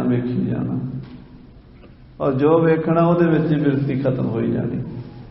ਜੋ ਦੇਖਦੇ ਉਹਦੇ 'ਚ ਧਿਆਨ ਜਾਂਦਾ, ਸ਼ਕਤੀ ਐਨਰਜੀ ਜਾਂਦੀ ਹੈ, ਵੇਸਟ ਹੁੰਦੀ ਹੈ, ਕੰਨਾਂ ਰਾਹੀਂ ਹੁੰਦੀ ਹੈ। ਜੋ ਸੁਣਦੇ ਆ ਸਵਾਸ ਜਾ ਰਹੇ ਨੇ। ਮਹਾਰਾਜ ਕਹਿੰਦੇ ਭਾਈ ਫੁੱਟੇ ਘਟ ਜਿਉ ਪਾਣੀ, ਟੁੱਟੇ ਘੜੇ 'ਚੋਂ ਪਾਣੀ ਵਗ ਰਿਹਾ, ਤੇਰੀ ਉਮਰ ਜਾ ਰਹੀ ਹੈ। ਜਨਨੀ ਜਾਣਤ ਮਾਂ ਸਮਝਦੀ ਸੁਧ ਬੜਾ ਹੋਤ ਹੈ, ਮੇਰਾ ਪੁੱਤਰ ਵੱਡਾ ਹੋ ਰਿਹਾ ਹੈ। ਮਾਂ ਦਾ ਹੀ ਸਮਝਦੀ ਆਪਾਂ ਮੇਰਾ ਬੱਚਾ ਜਵਾਨ ਹੋ ਰਿਹਾ। ਜਨਨੀ ਜਾਣਤ ਸੁਧ ਬੜਾ ਹੋਤਾ ਹੈ, ਇਤਨਾ ਕੋ ਨਾ ਜਾਣੈ ਜੇ ਦਿਨ ਦਿਨ ਅਵਧ ਘਟਤ ਹੈ। ਇਹਨਾਂ ਨਹੀਂ ਜਾਣਦੀ ਵੀ ਦਿਨ ਦਿਨ ਉਮਰ ਘਟ ਰਹੀ ਹੈ, ਵੱਡਾ ਨਹੀਂ ਹੋ ਰਿਹਾ ਤੇ ਛੋਟਾ ਹੋ ਰਿਹਾ। ਕਰਨ ਹੁਤੋ ਸੋ ਨਾ ਕੀਓ, ਪਰਿਓ ਲੋਭ ਕੈ ਫੰਦ। ਨਾਨਕ ਸਮਿਓ ਰਾਮ ਗਇਓ। ਸਮਿਓ ਟਾਈਮ, ਸਮਾਂ, ਰਾਮ ਗਇਓ ਲੰਘ ਗਿਆ। ਭਾਈ ਵੀਰ ਸਿੰਘ ਦੀ ਕਵਿਤਾ ਤੁਸੀਂ ਸਾਰਿਆਂ ਨੇ ਸੁਣੀ ਹੋਣੀ ਹੈ। ਪੰਜਾਬ ਸਕੂਲ ਸਿੱਖਿਆ ਬੋਰਡ ਵਿੱਚ ਆਮ ਹਰ ਸਾਲ ਲੱਗਦੀ ਹੈ। ਉਹ ਕਹਿੰਦੇ ਰਹੀ ਵਾਸਤੇ ਘਾਤਰ, ਸਮੇਂ ਨੇ ਇੱਕ ਨਾ ਮੰਨੀ। बड़ियां मिन्नतां कीतियां, टाइम नूं रुक जा, समय ने मिन्नतां मन्नियां नहीं। रही वास्ते घत समय ने एक ना मन्नी, फड़ फड़ रही तरीक समय खिसकाई करनी। वो कन्नी खिसका जाता, रुकिया नहीं कभी। फड़ फड़ रही तरीक समय खिसकाई करनी, किवें ना सकी रोक अटक जो पाई भन्नी। जिन्नियां रोकां लाइयां सारियां तोड़ के अगे लंघ जाता। त्रिखे अपने वेग बन टप गया बन्ने बन्नी। ये वेग बड़े त्रिखे ने टाइम दे, सारे बन्ने टप जाता, सारियां हद्दां टप जाता, लंघ जाता लंघ जाता लंघ जाता। साडे महापुरुष जिन्हां तो असीं विद्या पढ़ी, उन्होंने अपने कवरेज लिख के लाया हुंदा सी, इट विल बी पास्ड, ये भी लंघ जाना। अज इत्थे आपां बैठे हैं, इस टाइम ये टाइम इदां ते नहीं रुकना, ये लंघ जाना। सब समा चली जा रहा, हर घड़ी लंघ जानी है। दुख की भी लंघ जानी है, सुख की भी लंघ जानी है। बचपन की लंघ गई है, जवानी की भी लंघ जानी है, तो फिर बुढ़ेपे की भी घड़ी लंघ जानी है। सच्चे पातशाह कहते नानक समयो रम गयो, अब क्यों रोवत अंध। समा लंघ गया, हुण अन्या क्यों रोना है। हुण रोया कोई बनना, वो टाइम मुड़ के वापस आना, वो नहीं आना। हाँ जी, मन माया मैं रम रहियो, मेरा ये मन माया विच फसिया होया है, रमिया होया है। माया के पदार्थां नूं ही सच समझदा है। माया कहते ने साध संगत जी, जिहड़ी चीज होवे ना पर दिसे। माया के जिहड़े परिभाषिक सही अर्थ कीते विद्वानां ने, जो डिक्शनरियां विच हन, कोशां विच हन, माया जो वस्तु है नहीं दिसदी है। तुसीं कहोगे तां झूठ है, जिहड़ी चीज है नहीं वो दिसदी किवें है। पर साध संगत जी बहुत चीज़ां ने जिहड़ियां है नहीं पर दिसदियां ने। रस्सी 'च सप कदी नहीं हुंदा, रस्सी 'च सप कदी हुंदा? कदी डंग मारिया रस्सी ने, कदे जहर चढ़िया उहदे तो किसे नूं, पर दिसदी है। सप दिसदा, प्रतीत होंदा, डरदे भी आप भरम करके रस्सी चों सप प्रतीत होंदा है। मारू थल विच पानी नहीं हुंदा, पर हिरन उत्थे तड़फ तड़फ के मरदा है, वो पानी पिछे दौड़ दौड़ के। क्यों? सूरज दीयां किरणां रेते ते पैंदियां ने, उहनूं पानी दिसदा भी, वो पानी है सामने। इदां ही सानू दिस रहा भी ये संसार है, ये दुनिया है, ये माया है, बहुत वधिया है, बड़ी रंगली है। पर महाराज कहते कुछ नहीं, ये माया है, जादूगर दी माया है। वो जादूगर ने इहो जी माया विखाई है कि कुछ दा कुछ बना के दिखाता है, कुछ भी नहीं है, कुछ भी नहीं। मैजिक है वह। तुसीं देखिया होना, इत्थे भी मैजिक करते हैं, इंडिया च भी करते हैं, कुछ का कुछ ही दिखा देंगे ने। बंदे नूं इदां लगता भी है बंदे की गर्दन ही वड़ दी, वो घड़ी के पिछों फिर खड़ा जिंदा। ये सब माया है। अकाल पुरख की, परमेश्वर की, वाहिगुरू की इस माया नूं वेख के जीव भरम गया। मन माया में रम रहियो, ਉਹਦੇ ਵਿੱਚ इस तरह रम गया, इदां खुब गया। ये साडे अंदर एक पुरजा दिमाग 'ਚ इदां दा पाया। ਆਪਾਂ फिल्म देखते हैं ना वाहिगुरू, वो फिल्म दे विच साध संगत जी ਆਪਾਂ ਇਹ देखते हैं भई ਜਦੋਂ हीरो ਨੂੰ ਕੁੱਟ ਪੈਂਦੀ ਹੁੰਦੀ ना, हीरो ਨੂੰ ਕੁੱਟ ਪੈਂਦੀ, ਆਪਾਂ ਕੁਰਸੀ ਦੇ ਨਾਲ ਇਦਾਂ ਹੋ ਜਾਂਦੇ ਆ, ਉਹ ਮਰ ਗਿਆ ਮਰ ਗਿਆ ਮਰ ਗਿਆ ਮਰ ਗਿਆ। ਤੇ ਜਦੋਂ ਵਿਲਨ ਨੂੰ ਪੈਂਦੀ ਆਪਾਂ ਮਾਰ ਹੋਰ ਕਹਿੰਦੇ। ਉੱਥੇ ਦੱਸੋ ਕੁਝ ਹੁੰਦਾ? ਕੋਈ ਹੀਰੋ ਮਰ ਚੱਲਿਆ ਉੱਥੇ, ਜਾਂ ਵਿਲਨ ਮਰ ਚੱਲਿਆ ਉੱਥੇ? ਕੁਝ ਨਹੀਂ ਹੁੰਦਾ, ਤਮਾਸ਼ਾ ਹੁੰਦਾ। ਪਰ ਸਾਡੇ ਇੱਥੇ ਬੜਾ ਕੁਝ ਹੋ ਜਾਂਦਾ। ਸਾਡੇ ਦਿਮਾਗ ਵਿੱਚ ਬੜਾ ਕੁਝ ਹੋ ਜਾਂਦਾ। ਉਹ ਚੀਜ਼ ਸਾਡੇ ਉੱਤੇ ਅਸਰ ਕਰਦੀ ਹੈ। ਬਿਲਕੁਲ ਸਾਰੀ ਸ੍ਰਿਸ਼ਟੀ ਦੀ ਖੇਡ ਇੱਕ ਫਿਲਮ ਹੈ, ਉਹਨੂੰ ਆਪਾਂ ਦੇਖ ਕੇ ਇਦਾਂ ਪਕੜੇ ਹੋਏ ਆ। ਉੱਥੇ ਮਹਾਰਾਜ ਕਹਿੰਦੇ ਮਨ ਮਾਇਆ ਮੈਂ ਰਾਮ ਰਹਿਓ, ਨਿਕਸਤ ਨਾ ਹੈ ਮੀਤ। ਇਹ ਮਿੱਤਰ ਉਹ ਨਿਕਲਦੀ ਨਹੀਂ, ਪ੍ਰੀਤੀ ਐਸੀ ਪੱਕੀ ਪੈ ਚੁੱਕੀ ਹੈ। ਹਾਂਜੀ, ਨਾਨਕ ਮੂਰਤ ਚਿਤਰ ਜਿਉ। ਸੱਚੇ ਪਾਤਸ਼ਾਹ ਗੁਰੂ ਤੇਗ ਬਹਾਦਰ ਸਾਹਿਬ ਕਹਿੰਦੇ, ਨਾਨਕ ਮੂਰਤ ਚਿੱਤਰ ਜਿਉ। ਉਹ ਦੇਖੋ ਦੀਵਾਰ ਦੇ ਨਾਲ ਫੋਟੋ ਲੱਗੀ ਹੋਈ। ਹੁਣ ਤਾਂ ਫੋਟੋਆਂ ਹੋਰ ਤਰ੍ਹਾਂ, ਪਹਿਲਾਂ ਕੰਧਾਂ ਦੇ ਉੱਤੇ ਚਿੱਤਰ, ਉਹਨੂੰ ਕੰਧ ਚਿੱਤਰ ਕਹਿੰਦੇ ਸੀ। ਬਾਬੇ ਅਟੱਲ 'ਚ ਚਲੇ ਜਾਓ ਕਦੀ ਗੁਰਦੁਆਰੇ, ਉਹਦੀਆਂ ਕੰਧਾਂ ਦੇ ਉੱਤੇ 200 ਸਾਲ ਪੁਰਾਣੇ ਸਿੱਖਾਂ ਦੇ ਚਿੱਤਰ ਹਨ, ਪੁਰਾਣੀਆਂ ਫੋਟੋਆਂ ਹਨ। ਹੋਰ ਵੀ ਕਈ ਪੁਰਾਣੇ ਮਹਿਲਾਂ ਵਿੱਚ ਰਾਜਿਆਂ ਮਹਾਰਾਜਿਆਂ ਦੇ ਕੰਧਾਂ ਦੇ ਉੱਤੇ ਚਿੱਤਰਕਾਰੀ ਕੀਤੀ ਜਾਂਦੀ ਸੀ। ਉਹ ਕੰਧ ਦੇ ਵਿੱਚ ਖੁੱਭੀ ਹੋਈ ਫੋਟੋ ਕੰਧ ਦੇ ਉੱਤੇ ਚਿਪਕੀ ਹੋਈ ਸਾਰੀ ਉੱਥੇ ਹੀ ਰਹਿੰਦੀ ਸੀ, ਉਹਨੂੰ ਛੱਡਦੀ ਨਹੀਂ ਸੀ। ਨਾਨਕ ਮੂਰਤ ਚਿੱਤਰ ਜਿਉ, ਮੂਰਤ ਜਾਂ ਚਿੱਤਰਕਾਰੀ। ਹਾਂਜੀ, ਛਾੜਤ ਨਾਹਿਨ ਭੀਤ। ਭੀਤ, ਭੀਤ ਦੀਵਾਰ ਨੂੰ, ਕੰਧ ਨੂੰ ਕਹਿੰਦੇ। ਦੀਵਾਰ ਨੂੰ, ਕੰਧ ਨੂੰ ਭੀਤ ਕਹਿੰਦੇ ਪੁਰਾਣੀ ਬੋਲੀ ਵਿੱਚ। ਹੁਣ ਵੀ ਕਿਤੇ ਕਿਤੇ ਕਹਿੰਦੇ ਆ, ਪਰ ਪੁਰਾਣੇ ਆਮ ਭੀਤ ਕਹਿੰਦੇ ਸੀ। ਭੀਤ ਮੈਨੇ ਦੀਵਾਰ, ਜਿਵੇਂ ਫੋਟੋ ਬਣੀ ਹੋਈ ਕੰਧ ਦੇ ਉੱਤੇ, ਕੰਧ ਨੂੰ ਛੱਡਦੀ ਨਹੀਂ। ਨਾਨਕ ਮੂਰਤ ਚਿੱਤਰ ਜਿਉ, ਛਾੜਤ ਨਾਹਿਨ ਭੀਤ। ਉਹ ਛੱਡਦੀ ਨਹੀਂ, ਉਹਦੇ ਨਾਲ ਹੀ ਚਿਪਕੀ ਰਹਿੰਦੀ ਹੈ। ਆਪਾਂ ਵੀ ਇਹਦੇ ਨਾਲ ਹੀ ਚਿਪਕੇ ਹੋਏ ਆ, ਇਹੋ ਜਿਹੇ ਚਿਪਕੇ ਹੋਏ ਆ ਵੀ ਹੁਣ ਫਸ ਗਏ ਆ।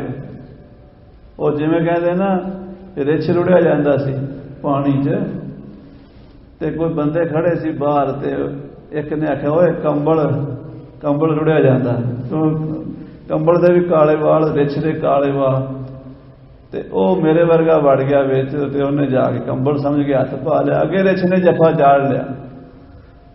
ਉਹ ਰੁੜੀ ਜਾਵੇ, ਪਿਛਲਾ ਆਵਾਜ਼ਾਂ ਮਾਰਦਾ, ਉਹ ਆਜਾ ਛੱਡ ਦੇ ਕੰਬਲ, ਆਪ ਨਾ ਰੁੜ ਜੀ। ਕਹਿੰਦਾ ਮੈਂ ਤੇ ਛੱਡਦਾ, ਹੁਣ ਕੰਬਲ ਹੀ ਨਹੀਂ ਛੱਡਦਾ ਮੈਨੂੰ, ਹੁਣ ਕੰਬਲ ਜੀ ਫਸ ਗਏ।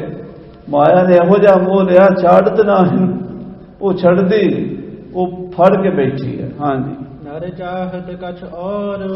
ਦੇਖੋ ਸਾਧ ਸੰਗਤ ਜੀ, ਖੇਡ ਸੰਸਾਰ ਦੀ ਕੈਸੀ ਵਿਚਿੱਤਰ ਹੈ। ਬੰਦਾ ਚਾਹੁੰਦਾ ਕੁਝ ਹੋਰ ਹੈ, ਵੀ ਮੈਂ ਇਸ ਤਰ੍ਹਾਂ ਕਰਾਂਗਾ, ਮੈਂ ਆਹ ਤਰੱਕੀ ਕਰਾਂਗਾ, ਫਿਰ ਮੈਂ ਇਸ ਤਰ੍ਹਾਂ ਆਪਣੀ ਸੈਟਿੰਗ ਕਰਾਂਗਾ। ਜਿਵੇਂ ਉਹ ਸਿੱਖ ਚਿੱਲੀ ਨੇ ਕਹਿੰਦੇ ਆਂਡੇ ਖਰੀਦ ਲਏ, ਤੇ ਆਂਡਿਆਂ ਦੀ ਟੋਕਰੀ ਲੈ ਕੇ ਸਿਰ ਤੇ ਵੇਚਣ ਤੁਰ ਪਿਆ। ਰਸਤੇ 'ਚ ਸੋਚਦਾ, ਕਹਿੰਦਾ ਵੀ ਆਹ ਆਂਡੇ ਨੇ ਥੋੜੇ ਜਿਹੇ ਆਪਾਂ ਵੇਚ ਕੇ ਨਾ ਪੈਸੇ 4 ਬਚਾ ਲੈਣੇ ਆ, ਫਿਰ ਆਪਾਂ ਮੁਰਗੀਆਂ ਲੈ ਲੈਣੀਆਂ। ਮੁਰਗੀਆਂ ਦੇ ਹੋਰ ਆਂਡੇ ਹੋਣਗੇ, ਫਿਰ ਆਪਾਂ ਉਹਨਾਂ ਮੁਰਗੀਆਂ ਤੋਂ ਕਾਰੋਬਾਰ ਵਧਾਵਾਂਗੇ, ਮੁਰਗੀ ਖਾਨਾ ਖੋਲਾਂਗੇ। ਮੁਰਗੀ ਖਾਨੇ 'ਚ ਚੰਗੇ ਪੈਸੇ ਬਚਣਗੇ, ਫਿਰ ਆਪਾਂ ਮੱਝਾਂ ਗਾਵਾਂ ਦਾ ਕਾਰੋਬਾਰ ਖੋਲਾਂਗੇ। ਮੱਝਾਂ ਗਾਵਾਂ 'ਚੋਂ ਚੰਗੇ ਪੈਸੇ, ਫਿਰ ਆਪਾਂ ਘੋੜਿਆਂ ਦਾ ਕਾਰੋਬਾਰ ਸੌਦਾਗਰੀ ਕਰਾਂਗੇ, ਬਹੁਤ ਮਹਿੰਗਾ ਸੌਦਾ ਹੋਏਗਾ। ਫਿਰ ਆਪਾਂ ਸੇਠ ਬਣ ਜਾਵਾਂਗੇ। ਜਦੋਂ ਸੇਠ ਬਣ ਕੇ ਚੰਗੇ ਤਗੜੇ ਮਾਇਆ ਚੰਗੇ ਘਰ ਦੀ ਲੜਕੀ ਸਾਨੂੰ ਮਿਲ ਜੇਗੀ, ਵਿਆਹ ਹੋ ਜਾਏਗਾ। ਫਿਰ ਵਿਆਹ ਹੋ ਜਾਏਗਾ, ਉਸ ਤੋਂ ਬਾਅਦ ਆਪਣੇ 4-5 ਬੱਚੇ ਹੋਣਗੇ, ਆਲੇ ਦੁਆਲੇ ਚੰਗੀ ਸਰਦਾਰ ਜੀ ਸੇਠ ਜੀ ਹੋਵੇਗੀ, ਬੱਲੇ ਬੱਲੇ ਹੋਵੇਗੀ। ਫਿਰ ਜਦੋਂ ਘਰ ਆਵਾਂਗੇ, ਘਰ ਦੇ ਵਿੱਚ ਨਿਆਣੇ ਖਲਾਰਾ ਪਾਇਆ ਹੋਏਗਾ, ਭਾਂਡੇ ਭੁੰਡੇ ਖਿਲਰੇ ਹੋਣਗੇ। ਘਰ ਵਾਲੀ ਦੇ ਤੇ ਨਿਆਣਿਆਂ ਦੇ ਰੋਹ ਵਿੱਚ ਪਾਉਣ ਵਾਸਤੇ ਆਪਾਂ ਰਸਤੇ 'ਚ ਪਏ ਹੋਏ ਪਤੀਲੇ ਨੂੰ ਠੁੱਡਾ ਮਾਰਾਂਗੇ, ਤੇ ਇਹਨੇ ਨੂੰ ਨਾਲ ਹੀ ਠੁੱਡਾ ਮਾਰਦਾ, ਤੇ ਸਿਰ ਤੋਂ ਆਂਡੇ ਡਿੱਗ ਪਏ, ਉਹ ਸਾਰੇ ਹੀ ਫਸ ਗਏ। ਤੇ ਉਹ ਕਹਿੰਦਾ, ਓਹੋ ਸਾਡਾ ਤੇ ਸਾਰਾ ਕੁਝ ਹੀ ਖਤਮ ਹੋ ਗਿਆ। ਸਾਧ ਸੰਗਤ ਜੀ, ਬਸ ਸਾਰਾ ਕੁਝ ਇਦਾਂ ਹੀ ਚੱਲ ਰਿਹਾ ਸੰਸਾਰ ਵਿੱਚ। ਬੰਦਾ ਚਾਹੁੰਦਾ ਮੈਂ ਆਹ ਕਰਾਂਗਾ, ਮੈਂ ਉਹ ਕਰਾਂਗਾ, ਮੈਂ ਉਹ ਕਰਾਂਗਾ, ਹੁੰਦਾ ਕੁਝ ਵੀ ਨਹੀਂ। ਬੰਦਾ ਉੱਥੇ ਦਾ ਉੱਥੇ ਖੜਾ ਹੈ। ਭਾਈ ਗੁਰਦਾਸ ਜੀ ਕਹਿੰਦੇ, ਜੈਸੇ ਤੇਲੀ ਕੋ ਬਲਦ ਜਾਣੈ ਸਾਰੀ ਰਾਤ ਚਲੇ। ਹੁਣ ਤੇ ਕੋਲੂ ਰਹੇ ਨਹੀਂ, ਪਹਿਲਾਂ ਆਪਣੇ ਪਿੰਡਾਂ 'ਚ ਕੋਲੂ ਹੁੰਦੇ ਸੀ, ਤੇ ਤੇਲੀਆਂ ਨੇ ਤੇਲ ਕੱਢਣ ਲਈ ਉਹ ਕੋਲੂ ਜਿਹੜੇ ਸੀ ਨਾ, ਉਹ ਬਲਦਾਂ ਨਾਲ ਖੇਡਦੇ ਸੀ, ਤੇ ਉਹਨਾਂ ਬਲਦਾਂ ਦੀਆਂ ਅੱਖਾਂ ਤੇ ਉਹ ਪੱਟੀ ਬੰਨ੍ਹ ਦਿੰਦੇ ਸੀ, ਖੋਪਾ ਚਾੜ ਦਿੰਦੇ। ਸਾਰੀ ਰਾਤ ਉਹ ਘੁੰਮਦੇ ਰਹਿੰਦੇ ਸੀ, ਉੱਥੇ ਘੁੰਮਣਾ ਹੁੰਦਾ ਸੀ ਨਾ, ਉਹ ਤਾਂ ਬੰਦੇ ਸੀ ਵੀ ਇੱਥੇ ਘੁੰਮਦੇ ਰਹਿਣ। ਜੇ ਅੱਖਾਂ ਖੁੱਲੀਆਂ ਹੋਣਗੀਆਂ, ਇਹ ਕਹਿਣਗੇ ਵੀ ਇੱਕੋ ਜਗ੍ਹਾ ਤੇ ਘੁੰਮਦੇ ਆ, ਚੱਕਰ ਆਉਣਗੇ ਇਹਨਾਂ ਨੂੰ, ਉਹ ਫਿਰ ਇਹ ਕੰਮ ਨਹੀਂ ਕਰਨਗੇ। ਅੱਖਾਂ ਬੰਨ੍ਹ ਦਿੰਦੇ ਸੀ, ਉੱਥੇ ਘੁੰਮੀ ਜਾਂਦਾ ਸੀ ਬਲਦ ਸਾਰੀ ਰਾਤ। ਉਹ ਬਲਦ ਮਨ 'ਚ ਸੋਚਦਾ ਵੀ ਮੈਨੂੰ ਸਾਰੀ ਰਾਤ ਹੋ ਗਈ ਘੁੰਮਦੇ, ਮੈਂ ਤਾਂ ਬੜੀ ਦੂਰ ਆ ਗਿਆ ਹੋਵਾਂਗਾ, ਮੈਂ 50 ਮੀਲ 100 ਮੀਲ ਪੈਂਡਾ ਤੈਅ ਕਰ ਲਿਆ ਹੋ। ਜਦੋਂ ਸਵੇਰੇ ਉਹਦੀਆਂ ਅੱਖਾਂ ਤੋਂ ਪੱਟੀ ਖੋਲ੍ਹਦੇ, ਉੱਥੇ ਦਾ ਉੱਥੇ ਖੜਾ ਹੁੰਦਾ। ਆਦਮੀ ਸੋਚ ਰਿਹਾ ਮੈਂ ਬੜੀ ਤਰੱਕੀ ਕਰ ਗਿਆ, ਮੈਂ ਬੜੀ ਤਰੱਕੀ ਕਰ ਗਿਆ, ਮੈਂ ਬੜੀ ਤਰੱਕੀ ਕਰ ਗਿਆ। ਜਦੋਂ ਮੌਤ ਆਉਂਦੀ ਹੈ ਫਿਰ ਪਤਾ ਲੱਗਦਾ ਉੱਥੇ ਤਾਂ ਉੱਥੇ ਹੀ ਹੈ। ਲੋਭੀ ਦਾ ਲੋਭੀ ਹਾਂ, ਲਾਲਚੀ ਦਾ ਲਾਲਚੀ ਹਾਂ, ਕਾਮੀ ਦਾ ਕਾਮੀ ਹਾਂ, ਪਸ਼ੂਆਂ ਦਾ ਪਸ਼ੂ ਹਾਂ। ਮੈਂ ਅਜੇ ਕੁਝ ਵੀ ਨਹੀਂ ਬਣਿਆ। ਸੱਚੇ ਪਾਤਸ਼ਾਹ ਸਾਹਿਬ ਜੀ ਕਹਿੰਦੇ ਨਰ ਚਾਹਤ ਕੁਛ ਹੋਰ, ਬੰਦਾ ਚਾਹੁੰਦਾ ਕੁਝ ਹੋਰ ਹੈ। ਹਾਂਜੀ, ਔਰ ਕੀ ਔਰ ਭਈ, ਪਰ ਹੋਰ ਦਾ ਹੋਰ ਹੈ। ਮਨ ਵਿੱਚ ਸੋਚਾਂ ਸੋਚੀਆਂ ਆਹ ਹੋਵੇਗਾ ਉਹ ਹੋਵੇਗਾ, ਪਰਮੇਸ਼ਰ ਦੇ ਭਾਣੇ ਤੋਂ ਬਿਨਾਂ ਪਤਾ ਨਹੀਂ ਜੇ ਹਿੱਲਦਾ। ਹਾਂਜੀ, ਚਿਤਵਤ ਰਹੇ ਉਠ ਗੌਰ, ਚਿਤਵਦਾ ਰਿਹਾ, ਸੋਚਦਾ ਰਿਹਾ ਮੈਂ ਆਹ ਬਸ 2-4 ਸਾਲ ਮੈਂ ਕੰਮ ਕਰਕੇ ਉਸ ਤੋਂ ਬਾਅਦ ਫਿਰ ਮੈਂ ਨਾਮ ਹੀ ਜਪਣਾ। ਬੁੱਢੇ ਬਾਰੇ ਆਪਾਂ ਕੀ ਕਰਨਾ, ਬਾਣੀ ਪੜਾਂਗੇ, ਆਪਾਂ ਕੋਈ ਚੰਗਾ ਕਰਾਂਗੇ, ਤੀਰਥਾਂ ਦੀ ਯਾਤਰਾ ਕਰਾਂਗੇ। ਗੁਰੂ ਤੇਗ ਬਹਾਦਰ ਸਾਹਿਬ ਸੋਰਠ ਰਾਗ ਕਹਿੰਦੇ ਮਨ ਕੀ ਮਨ ਹੀ ਮਾਹੇ ਰਹੀ। ਮਨ ਦੀਆਂ ਮਨ ਚ ਰਹਿ ਗਈਆਂ, ਨਾ ਹਰ ਭਜੇ ਨਾ ਤੀਰਥ ਸੇਵੇ, ਚੋਟੀ ਕਾਲ ਗਈ।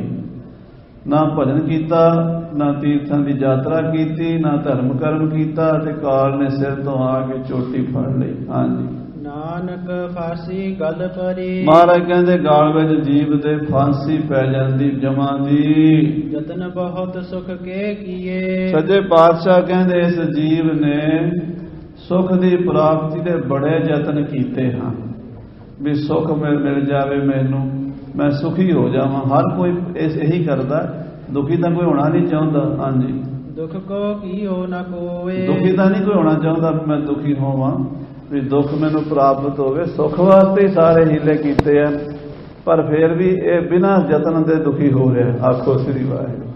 ਜਿਹੜੇ ਕੰਮ ਲਈ, ਜਿਹੜੇ ਸੁੱਖ ਨੂੰ ਪਾਣਾ ਚਾਹੁੰਦਾ ਉਹ ਸੁੱਖ ਮਿਲਿਆ ਨਹੀਂ, ਜਿਹੜੇ ਦੁੱਖ ਤੋਂ ਬਚਣਾ ਚਾਹੁੰਦਾ ਉਸ ਤੋਂ ਬਚ ਨਹੀਂ ਸਕਿਆ, ਉਹ ਦੁੱਖ ਮਿਟਿਆ ਨਹੀਂ। ਹਾਂਜੀ, ਕਹੋ ਨਾਨਕ ਸੁਨ ਰੇ ਮਨਾ, ਮਹਾਰਾਜ ਕਹਿੰਦੇ ਹੈ ਮੇਰੇ ਮਨ ਸੁਣਨਾ ਕਰ, ਹਰ ਭਾਵੈ ਸੋ ਹੋਏ। ਅਸਲ ਵਿੱਚ ਹੁੰਦਾ ਤੇ ਉਹੀ ਹੈ ਜਿਹੜਾ ਮਹਾਰਾਜ ਅਕਾਲ ਪੁਰਖ ਨੂੰ ਮਨਜ਼ੂਰ ਹੁੰਦਾ ਹੈ। ਜੇ ਪਰਮੇਸ਼ਰ ਨੂੰ ਚੰਗਾ ਲੱਗੇਗਾ ਤੇ ਭਾਈ ਸੁੱਖ ਮਿਲੇਗਾ। ਜਿੰਨੇ ਮਰਜ਼ੀ ਯਤਨ ਕਰ ਲੈ, ਤੇਰੇ ਯਤਨਾਂ ਨਾਲ ਸੁੱਖ ਨਹੀਂ ਮਿਲਣਾ। ਉਹਦੀ ਰਜ਼ਾ ਤੋਂ ਬਿਨਾਂ ਕੁਛ ਨਹੀਂ। ਸਗਲ ਪਦਾਰਥ ਹੈ ਜਗ ਮਾਹੀ, ਭਾਗਹੀਣ ਨਰ ਪਾਵਤ ਨਾਹੀ। ਸਾਰਾ ਕੁਝ ਹੈ ਸੰਸਾਰ ਵਿੱਚ, ਸੁੱਖ ਵੀ ਹੈ, ਭਾਗਾਂ ਤੋਂ ਬਿਨਾਂ ਕਿੱਥੇ, ਕਰਮਾਂ ਤੋਂ ਬਿਨਾਂ ਕਿੱਥੇ। ਇਸ ਕਰਕੇ ਪਰਮੇਸ਼ਰ ਅਕਾਲ ਪੁਰਖ ਨੂੰ ਜੋ ਮਨਜ਼ੂਰ ਹੈ, ਜੋ ਉਹਦੀ ਰਜ਼ਾ ਹੈ, ਜੋ ਉਹਦਾ ਭਾਣਾ ਹੈ, ਉਹ ਵਰਤਣਾ ਹੈ। ਹਰ ਭਾਵੈ ਸੋ ਹੋਏ, ਹਰ ਭਾਵੈ ਸੋ ਹੋਏ, ਹਰ ਭਾਵੈ ਸੋ ਹੋਏ, ਹਰ ਭਾਵੈ ਸੋ ਹੋਏ। ਹਰੀ ਨੂੰ ਵਾਹਿਗੁਰੂ ਨੂੰ ਜੋ ਮਨਜ਼ੂਰ ਹੈ ਉਹ ਹੋ ਜਾਣਾ। ਜੇ ਕਿਸੇ ਨੂੰ ਪ੍ਰਮਾਤਮਾ ਨੇ ਸੁੱਖ ਦੇਣਾ ਨਾ ਤੇ ਉਹਨੂੰ ਮਿਲ ਜਾਣਾ। ਉਹ ਸੁੱਖ ਕੋਈ ਉਹ ਤੋਂ ਖੋ ਨਹੀਂ ਸਕਦਾ। ਇੱਕ 5 ਸਾਲ ਦਾ ਬੱਚਾ ਕਹਿੰਦੇ ਸੰਤਾਂ ਮਹਾਂਪੁਰਸ਼ਾਂ ਦੀ ਹੈ ਵੀ ਰਾਜੇ ਦਾ ਪੁੱਤਰ ਸੀ, ਪਰ ਕਿਸੇ ਕਾਰਨ ਕਰਕੇ ਉਹਨੂੰ ਰਾਜੇ ਨੇ ਪੰਡਤਾਂ ਦੇ ਜੋਤਸ਼ੀਆਂ ਦੇ ਆਖੇ ਲਾ ਕੇ ਵੀ ਇਹ ਬੱਚਾ ਤੁਹਾਡੇ ਲਈ ਬੜਾ ਨੈਸ਼ ਹੈ, ਇਹ ਹੈ। ਉਹਨੂੰ ਉੱਥੋਂ ਕੱਢ ਦਿੱਤਾ, ਹੱਥ ਵੱਢ ਦਿੱਤਾ, ਉਹਦਾ ਉਂਗਲੀ ਇੱਕ ਅੰਗੂਠਾ ਉਹਦਾ ਵੱਢ ਦਿੱਤਾ। ਇਸ ਤਰ੍ਹਾਂ ਕਰਕੇ ਕਹਿੰਦੇ ਆ ਵੀ 6 ਉਂਗਲਾਂ ਸੀਗੀਆਂ, ਇੱਕ ਵੱਢ ਦਿੱਤੀ। ਖੈਰ ਉਹ ਲੰਮੀ ਕਥਾ ਮੈਂ ਵਿਸਥਾਰ ਨਹੀਂ ਕਰ ਸਕਦਾ, ਟਾਈਮ ਥੋੜਾ। ਗੁਰੂ ਗ੍ਰੰਥ ਸਾਹਿਬ ਜੀ ਦੀ ਕਥਾ ਹੁੰਦੀ ਹੈ, ਗੁਰੂ ਰਾਮਦਾਸ ਜੀ ਨੇ ਲਿਖੀ ਹੈ।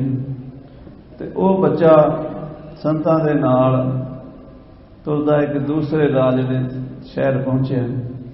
ਜਦੋਂ ਉੱਥੇ ਪਹੁੰਚਿਆ ਤੇ ਉਹ ਜਿਹੜਾ ਰਾਜੇ ਦਾ ਵਜ਼ੀਰ ਸੀ ਉਹਦਾ ਨਾਮ ਸੀ ਧ੍ਰਿਸ਼ਟ ਬੁੱਧੀ। ਧ੍ਰਿਸ਼ਟ ਬੁੱਧੀ ਨੇ ਉਸ ਸੰਤਾਂ ਦੀ ਮੰਡਲੀ ਨੂੰ ਪ੍ਰਸ਼ਾਦਾ ਕਿਹਾ।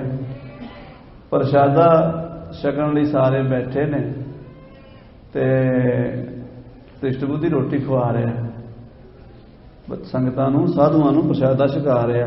ਉਹਦੀ ਜਿਹੜੀ ਵਜ਼ੀਰ ਦੀ ਘਰ ਵਾਲੀ ਹੈ, ਉਹਦੇ ਬੱਚੇ ਨੇ, ਉਹ ਵੀ ਸੇਵਾ ਕਰ ਰਹੇ ਨੇ, ਨੌਕਰ ਚਾਕਰ ਕਰ ਰਹੇ। ਅਮੀਰ ਆਦਮੀ ਸੀ, ਰੋਟੀ ਚੰਗੀ ਬਣਾਈ ਹੋਈ ਸੀ, ਉਹ ਖਵਾ ਰਿਹਾ ਸੀ।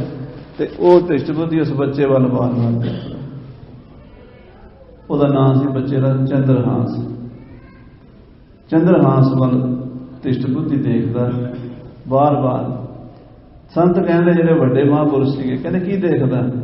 ਕਹਿੰਦੇ ਜੀ ਮੈਂ ਦੇਖਦਾ 5 ਸਾਲ ਦਾ ਬੱਚਾ ਤੁਹਾਡੇ ਨਾਲ ਸਾਧੂਆਂ ਨਾਲ ਰਲ ਗਿਆ। ਉਹ ਕਹਿੰਦੇ ਇਹਨੇ ਤੇਰਾ ਜਵਾਈ ਬਣਨਾ ਤੇ ਇੱਥੋਂ ਦਾ ਰਾਜਾ ਬਣਨਾ। ਇਹਨੇ ਇੱਥੋਂ तेरा जवाई बनना है ते राजा बनना है। तिष्ट बुद्धि सुन के अग लग गई। मैं वजीर आजम, एडा वड्डा मेरा ओहदा, मेरी लड़की, ये सारा दा मुंडा, ये मेरा जवाई किवें बन सकदा, इनू मैं किवें कुड़ी देंगा। उन्हें सोचा भी इनू मरवा दईए। उन्हें अपने बंदियां नू उस बच्चे नू मरवाण वास्ते कहंदे आ पैसे दिते। वो रात नू सुते पे चुक के लिजा के उन्होंने मारन लगे। तो वो कहते भी ये बच्चा जिहड़ा है इनू ना मारिए। जलादा के मन च दया आ गई, आपां तिष्ट बुद्धि नूं इहदी उंगली वढ़ के दिखा लियो। वो कहते 6 उंगलां सी, एक उन्होंने वढ़ के जिहड़ी 6वीं सी ना वो वढ़ के उन्होंने जा दिखाई भी आ जी मार दिता। वो बेचारा लहू लुहान होया, जंगल च बैठा। उधरों एक होर राजा, वो बच्चा कोई नहीं सी, वो लंघिया। वो उन्हें कहा बच्चा रोई जाता, उंगली वड्डी, वो चुक के वो लै गया। उन्हें पाल लिया, पाल के जवान होया। लंबी कथा है, टाइम मेरे को 2 मिनट रह गए समाप्ति करनी। उस बच्चे ने जवान होया, राजे ने पालिया, उन्हें इन्नी तरक्की की अपने इलाके, बड़ा वह प्रताप हो गया, राजकुमार बड़ा सियाणा, बड़ा सुघड़ है। ते किसी कारण लई उथे उस तिष्ट बुद्धि का पुत्र तिष्ट बुद्धि उत्थे पहुंच गया। उस राजे उस चंद्रहास नूं देखिया तो उन्हें पछाण लिया भी मुंडा उही है, किवें बच गया। फिर उन्हें आख्या भी ये तो काम खराब है, ये तो मेरी लड़की का जिहड़ा उन्हें कहा सी संतां ने उही काम ना हो जाए किते, इहनूं किसी तरह मरवाईए। उन्हें फिर उस लड़के नूं बड़े प्यार नाल कहा बेटा मेरा ना एक काम भुल गया पिछे, मैं हुण बुढ़ा बंदा, मैं जा नहीं सकता, तू साडे देश जा ते मेरी चिट्ठी लै जा, मेरे पुत्र नूं दे दे। उहदे लड़के नूं उन्हें चिट्ठी लिख के ना अपने पुत्र दे नां ते बंद करके ते उहनूं देती मुंडे नूं भी जा तूं उत्थे। कुछ चिट्ठी लिखिया सी अपने पुत्र नूं भी काका आ मुंडा जिहड़ा तेरे कोल आ रहा इहनूं विख देनी है, विख। ते तिष्ट बुद्धि की लड़की का नाम सी विख्या, विख देनी है, विख मैंने जहर। वो चिट्ठी लैके लड़का जदों वापस आ रहा ते वापस आउंदा बाग दे विच उस शहर दे विच जिथे वो जाना सी, थक गया, घोड़ा रोकिया, पानी पिया, नींद आ गई, लम्मा पै गया। वो तिष्ट बुद्धि की लड़की अपनी सहेलियां नाल सैर करती उत्थे आ निकली। उन्हें कहा बड़ा सुंदर नौजवान, ਉਹਦੇ ਕੋਲ चिट्ठी जेब ਵਿੱਚ ਜਾਂ पग ਵਿੱਚ टंगी ਹੁੰਦੀ ਸੀ ਪੁਰਾਣੇ ਜ਼ਮਾਨੇ 'ਚ। ਉਹਨੇ ਉਹ चिट्ठी ਵੇਖਿਆ ਵੀ ਇਹ, ਫਿਰ ਉਹਨੇ ਕਿਹਾ ਵੀ ਕਿਸੇ ਦੀ चिट्ठी ਪੜ੍ਹੀ ਦੀ ਨਹੀਂ ਹੁੰਦੀ। ਫਿਰ ਸੋਚਦੀ ਹੈ ਮੈਂ ਇਹਨੂੰ ਆਪਣਾ ਮੰਨ ਲਿਆ, ਆਪਣੇ ਦੇ ਤੇ चिट्ठी ਪੜ੍ਹ ਸਕਦੇ ਆ। ਮਨ ਹੀ ਮਨ ਉਹਨੇ ਉਹਨੂੰ ਪਤੀ ਮੰਨ ਲਿਆ। ਉਹ चिट्ठी ਖੋਲ ਕੇ ਪੜ੍ਹੀ, ਉਹ 'ਚ ਲਿਖਿਆ ਸੀ ਉਹਦੇ ਭਰਾ ਦੇ ਨਾਂ चिट्ठी ਸੀ, ਪਿਤਾ ਦੀ ਲਿਖੀ ਹੋਈ ਸੀ। ਜਦੋਂ ਪੜ੍ਹੀ ਉਹ ਲਿਖਿਆ ਵੀ ਵਿਖ ਦੇਣੀ। ਕਹਿੰਦੀ ਇਹ ਕੀ ਹੋ ਗਿਆ, ਪਿਤਾ ਜੀ ਨੂੰ ਕੀ ਹੋ ਗਿਆ, ਵਿਖ? ਓਹੋ, ਪਿਤਾ ਜੀ ਨੇ ਵਿਖ ਨਹੀਂ ਲਿਖਿਆ ਹੋਣਾ, ਉਹਨਾਂ ਤੇ ਕਿਹਾ ਸੀ ਵੀ ਵਿਖਿਆ ਦੇਣੀ ਹੈ, ਪਰ ਇਹ ਗਲਤੀ ਨਾਲ ਵਿਖ ਲਿਖੀ ਗਈ ਹੈ ਤੇ ਕਿਤੇ ਭੁਲੇਖਾ ਨਾ ਲੱਗੇ। ਉਹਨੇ ਆਪਣੀ ਅੱਖਾਂ ਦੇ ਸੁਰਮੇ ਨਾਲ ਜਿਹੜਾ ਜਈਆ ਸੀ ਨਾ ਉਹ ਅੱਗੇ ਪਾਤਾ, ਵਿਖਿਆ ਦੇਣੀ ਹੈ। चिट्ठी बंद करके फिर ਉਹਦੇ ਪਾਤੀ। ਉਹ ਜਦੋਂ घर गया ਉਹਨੂੰ ਦਿੱਤੀ चिट्ठी, ਉਹਨੇ ਆਖਿਆ ਵੀ ਮੇਰੇ ਪਿਤਾ ਦੀ चिट्ठी ਹੈ, ਵਿਆਹ ਕਰਨਾ। ਉਹਨੇ ਆਪਣੀ ਭੈਣ ਵਿਆਹ ਵੀ ਦਿੱਤੀ। ਜਦੋਂ ਵਿਆਹ ਦਿੱਤੀ ਤਿਸ਼ਟ ਬੁੱਧੀ ਵਾਪਸ ਆਇਆ, ਮੱਥੇ ਤੇ ਹੱਥ ਮਾਰਿਆ, ਇਹ ਕੀ ਬਣ ਗਿਆ ਸਾਧ ਸੰਗਤ ਜੀ। ਉਧਰੋਂ ਰਾਜੇ ਦੀ ਕੁੜੀ ਜਵਾਨ ਸੀਗੀ, ਰਾਜੇ ਨੇ ਵੀ ਆਪਣੀ ਲੜਕੀ ਵਾਲੀ ਇਹਨੂੰ ਹੀ ਦੇ ਦਿੱਤੀ। ਉਦੋਂ ਪਹਿਲਾਂ ਇਦਾਂ ਹੀ ਹੁੰਦਾ ਸੀ, 2-2 ਵਿਆਹ, 3-3 ਵਿਆਹ। ਉਹਦਾ ਚੰਦਰਹਾਸ ਦਾ ਦੂਜਾ ਵਿਆਹ ਰਾਜੇ ਦੀ ਕੁੜੀ ਨਾਲ ਹੋ ਗਿਆ। ਮੰਤਰੀ ਦੀ ਕੁੜੀ ਵਿਆਹੀ ਸੀ, ਨਾਲ ਰਾਜੇ ਦੀ 2 ਹੋ ਗਈਆਂ ਰਾਣੀਆਂ। ਅੱਧਾ ਰਾਜ ਸੀਗਾ ਉਹ ਵੀ ਉਹਨੇ ਦੇਤਾ ਵੀ ਬਾਅਦ ਚ ਮੇਰੇ ਤੋਂ ਤੂੰ ਸਾਰਾ ਸਾਂਭ ਲਈ। ਇਹਨੇ ਤਿਸ਼ਟ ਬੁੱਧੀ ਨੇ ਆਖਿਆ ਬਈ ਇਹ ਤਾਂ ਕੰਮ ਖਰਾਬ ਹੈ। ਤਿਸ਼ਟ ਬੁੱਧੀ ਹੈ ਮਾੜੀ ਬੁੱਧੀ ਵਾਲਾ ਬੰਦਾ, ਮਾੜੀ ਬੁੱਧੀ ਵਾਲਾ ਚੰਗਾ ਸੋਚ ਨਹੀਂ ਸਕਦਾ। ਉਹਨੇ ਆਖਿਆ ਇਹਨੂੰ ਮਰਵਾਈਏ। ਹੁਣ ਵੀ ਜਵਾਈ ਬਣਨ ਤੋਂ ਬਾਅਦ ਵੀ ਮਰਵਾਉਣ ਲਈ ਜਲਾਦਾਂ ਨੂੰ ਪੈਸੇ ਦਿੱਤੇ ਵੀ ਤੁਸੀਂ ਦੇਵੀ ਦੇ ਮੰਦਰ 'ਚ ਵੜ ਜਾਓ, ਅੰਦਰ ਬਹਿ ਜਾਓ, ਸਵੇਰੇ ਜਿਹੜਾ ਬੰਦਾ ਆਵੇ ਉਹਨੂੰ ਕਤਲ ਕਰ ਦਿਆ ਜੇ। ਉਧਰੋਂ ਆਪਣੇ ਜਵਾਈ ਨੂੰ ਕਿਹਾ ਪੁੱਤਰ ਸਾਡਾ ਰਿਵਾਜ ਹੈ, ਜਿਹੜਾ ਸਾਡਾ ਜਵਾਈ ਆਉਂਦਾ ਉਹ ਕੱਲਾ ਸਵੇਰੇ ਦੇਵੀ ਦੇ ਮੰਦਰ ਸਭ ਤੋਂ ਪਹਿਲਾਂ ਮੱਥਾ ਟੇਕਣ ਜਾਂਦਾ ਤੇ ਤੂੰ ਪੂਜਾ ਕਰਕੇ ਆ। ਉਹ ਮੁੰਡਾ ਵਿਚਾਰਾ ਥਾਲੀ ਲੈ ਕੇ ਮੰਦਰ ਵੱਲ ਤੁਰ ਪਿਆ। ਅੱਗੇ ਜਲਾਦ ਉਹਨੂੰ ਤਿਆਰੀ ਕਰਕੇ ਬੈਠੇ ਸੀ। ਰਸਤੇ 'ਚ ਉਹਦਾ ਸਾਲਾ ਮਿਲ ਗਿਆ, ਤ੍ਰਿਸ਼ਟ ਬੁੱਧੀ ਦਾ ਪੁੱਤਰ। ਉਹ ਜੀਜਾ ਜੀ ਤੁਸੀਂ ਕਿੱਥੇ ਚੱਲੇ ਹੋ? ਕਹਿੰਦਾ ਵੀ ਮੈਂ ਤੇ ਮੰਦਰ ਚੱਲਿਆ। ਕਹਿੰਦਾ ਤੁਸੀਂ ਰਹੋ, ਮੈਂ ਤੁਹਾਡੀ ਜਗ੍ਹਾ ਤੇ ਪੂਜਾ ਕਰਾਂ। ਥਾਲੀ ਲੈ ਕੇ ਉਹ ਮੰਦਰ 'ਚ ਵੜ ਗਿਆ, ਉਹਨੇ ਉਹ ਵੱਢ ਸੁੱਟਿਆ ਤੇ ਚੰਦਰਹਾਸ ਨੂੰ ਫਿਰ ਕੁਝ ਨਹੀਂ ਹੋਇਆ। ਜਦੋਂ ਉਹ ਵੱਢ ਦਿੱਤਾ, ਤ੍ਰਿਸ਼ਟ ਬੁੱਧੀ ਨੂੰ ਪਤਾ ਲੱਗਾ ਵੀ ਮੇਰਾ ਪੁੱਤਰ ਮਾਰਿਆ ਗਿਆ। ਉੱਥੇ ਜਾ ਕੇ ਵੇਖਿਆ ਪੁੱਤਰ ਮਰਿਆ ਪਿਆ। ਉਹ ਇੱਕ ਕਟਾਰੀ ਚੁੱਕ ਕੇ ਆਪਣੇ ਮਾਰ ਲਈ, ਆਪਣਾ ਢਿੱਡ ਪਾੜ ਕੇ ਮਰ ਗਿਆ। ਲੰਮੀ ਕਥਾ ਮੈਂ ਸ਼ਾਰਟ ਸੁਣਾ ਰਿਹਾ। ਕਹਿੰਦੇ ਜਦੋਂ ਮਰ ਗਿਆ, ਚੰਦਰਹਾਸ ਪਹੁੰਚਿਆ। ਕਹਿੰਦੇ ਸ਼ਕਤੀ ਪ੍ਰਤੱਖ ਹੋ ਕੇ ਸਾਹਮਣੇ ਖੜ ਗਈ। ਉਹ ਕਹਿਣ ਲੱਗੀ ਪੁੱਤਰ ਮੰਗ ਕੀ ਮੰਗਦਾ? ਕਹਿਣ ਲੱਗਾ ਮਾਤਾ ਮੰਗਣਾ ਕੀ ਹੈ? ਇਹ ਵਿਚਾਰੇ ਭੁੱਲੇ ਹਨ, ਪਰਮੇਸ਼ਰ ਨੂੰ ਜਾਣਦੇ ਨਹੀਂ। ਇਹਨਾਂ ਨੂੰ ਬਖਸ਼ ਦੇ, ਇਹਨਾਂ ਨੂੰ ਜੀਵਨ ਦਾਨ ਦੇ। ਸਾਲਾ ਵੀ ਜਿੰਦਾ ਕਰਾ ਲਿਆ, ਆਪਣਾ ਸਹੁਰਾ ਵੀ ਜਿੰਦਾ ਕਰਾ ਲਿਆ। ਸਾਰੇ ਪਾਸੇ ਜੈ ਜੈਕਾਰ ਹੋ ਗਈ ਭਗਤ ਚੰਦਰਹਾਸ ਦੀ। ਸ੍ਰੀ ਗੁਰੂ ਰਾਮਦਾਸ ਜੀ ਦੀ ਕਥਾ ਇਉਂ ਲਿਖਦੇ ਨੇ, ਜਿਉਂ ਜਨ ਚੰਦਰਹਾਸ ਦੁਖੀਆ ਤ੍ਰਿਸ਼ਟ ਬੁੱਧੀ, ਆਪਣਾ ਘਰ ਡੂਕੀ ਜਾਰੇ। ਨਟ ਮਹੱਲਾ ਚੌਥਾ। ਗੁਰੂ ਗ੍ਰੰਥ ਸਾਹਿਬ ਜੀ ਪ੍ਰਮਾਣ ਦਿੱਤਾ ਮਹਾਰਾਜ। ਜਿਉਂ ਜਨ ਚੰਦਰਹਾਸ, ਚੰਦਰਹਾਸ ਰੱਬ ਦਾ ਭਗਤ ਹੈ। ਦੁਖੀਆ ਤ੍ਰਿਸ਼ਟ ਬੁੱਧੀ, ਉਹਨੂੰ ਵੇਖ ਕੇ ਦੁਖੀ ਹੋਣ ਵਾਲਾ ਤ੍ਰਿਸ਼ਟ ਬੁੱਧੀ ਆਪਣਾ ਘਰ ਹੀ ਬਰਬਾਦ ਕਰ ਲੈਂਦਾ। ਪਰ ਭਗਤ ਜਨਾਂ ਦੀ ਵਾਹਿਗੁਰੂ ਆਪ ਪੈਜ ਰੱਖਦਾ। ਜੋ ਵਾਹਿਗੁਰੂ ਨੇ ਲਿਖਿਆ ਹੁੰਦਾ ਉਹ ਹੋ ਕੇ ਰਹਿੰਦਾ। ਜਿਹੜਾ ਪਰਮੇਸ਼ਰ ਨੂੰ ਮਨਜ਼ੂਰ ਨਹੀਂ ਹੁੰਦਾ ਉਹ ਕੋਈ ਕਰ ਨਹੀਂ ਸਕਦਾ, ਪੱਤਾ ਨਹੀਂ ਹਿੱਲ ਸਕਦਾ। ਸੱਚੇ ਪਾਤਸ਼ਾਹ ਮਹਾਰਾਜ ਕਹਿੰਦੇ ਕਹੋ ਨਾਨਕ ਸੁਨ ਰੇ ਮਨਾ, ਹਰ ਭਾਵ ਐਸੋ ਹੋਏ। ਹਾਂਜੀ, ਜਗਤ ਭਿਖਾਰੀ ਫਿਰਤ ਹੈ, ਸਾਰਾ ਸੰਸਾਰ ਹੀ ਭਿਖ ਮੰਗਦਾ ਹੈ, ਭਿਖਾਰੀ ਹੈ। ਹਾਂਜੀ, ਸਭ ਕੋ ਦਾਤਾ ਰਾਮ, ਸਾਰਿਆਂ ਦਾ ਦਾਤਾ ਦੇਣ ਵਾਲਾ ਇੱਕੋ ਪਰਮੇਸ਼ਰ ਵਾਹਿਗੁਰੂ ਹੈ। ਕਹੋ ਨਾਨਕ ਮਨ ਸਿਮਰਤ ਹੈ। ਹੇ ਭਾਈ ਮੇਰਾ ਮਨ, ਸਤਿਗੁਰੂ ਕਹਿੰਦੇ ਹੈ ਮੇਰੇ ਮਨ ਤੂੰ ਸਿਮਰਨਾ ਕਰ, ਚੇਤੇ ਕਰ ਵਾਹਿਗੁਰੂ ਜੀ ਨੂੰ। ਪੂਰਨ ਹੋਵਹਿ ਕਾਮ, ਤੇਰੇ ਸਾਰੇ ਕੰਮ ਪੂਰੇ ਹੋ ਜਾਣਗੇ। ਇਹ ਲੋਕ ਦੇ ਕਾਰਜ, ਪਰਲੋਕ ਦੇ ਕਾਰਜ ਪਰਮੇਸ਼ਰ ਨੂੰ ਚੇਤੇ ਕਰਨ ਨਾਲ ਪੂਰੇ ਹੁੰਦੇ ਆ। ਦਾਤਾ ਇੱਕੋ ਹੀ, ਸਭਨਾ ਜੀਆਂ ਦਾ ਇੱਕ ਦਾਤਾ, ਸੋ ਮੈਂ ਵਿਸਰ ਨ ਜਾਈ। ਸੋ ਸਾਧ ਸੰਗਤ ਜੀ ਸਮਾਪਤੀ ਹੈ। ਗੁਰੂ ਸਾਹਿਬ ਦੀ ਬਾਣੀ ਅਗਾਧ ਬੋਧ ਹੈ। ਵਿਚਾਰਾਂ ਕਰਦਿਆਂ ਹੋਈਆਂ ਭੁੱਲਾਂ ਬਖਸ਼ ਲੈਣਾ। ਫਤਿਹ ਬੁਲਾਓ। ਵਾਹਿਗੁਰੂ ਜੀ ਕਾ ਖਾਲਸਾ, ਵਾਹਿਗੁਰੂ ਜੀ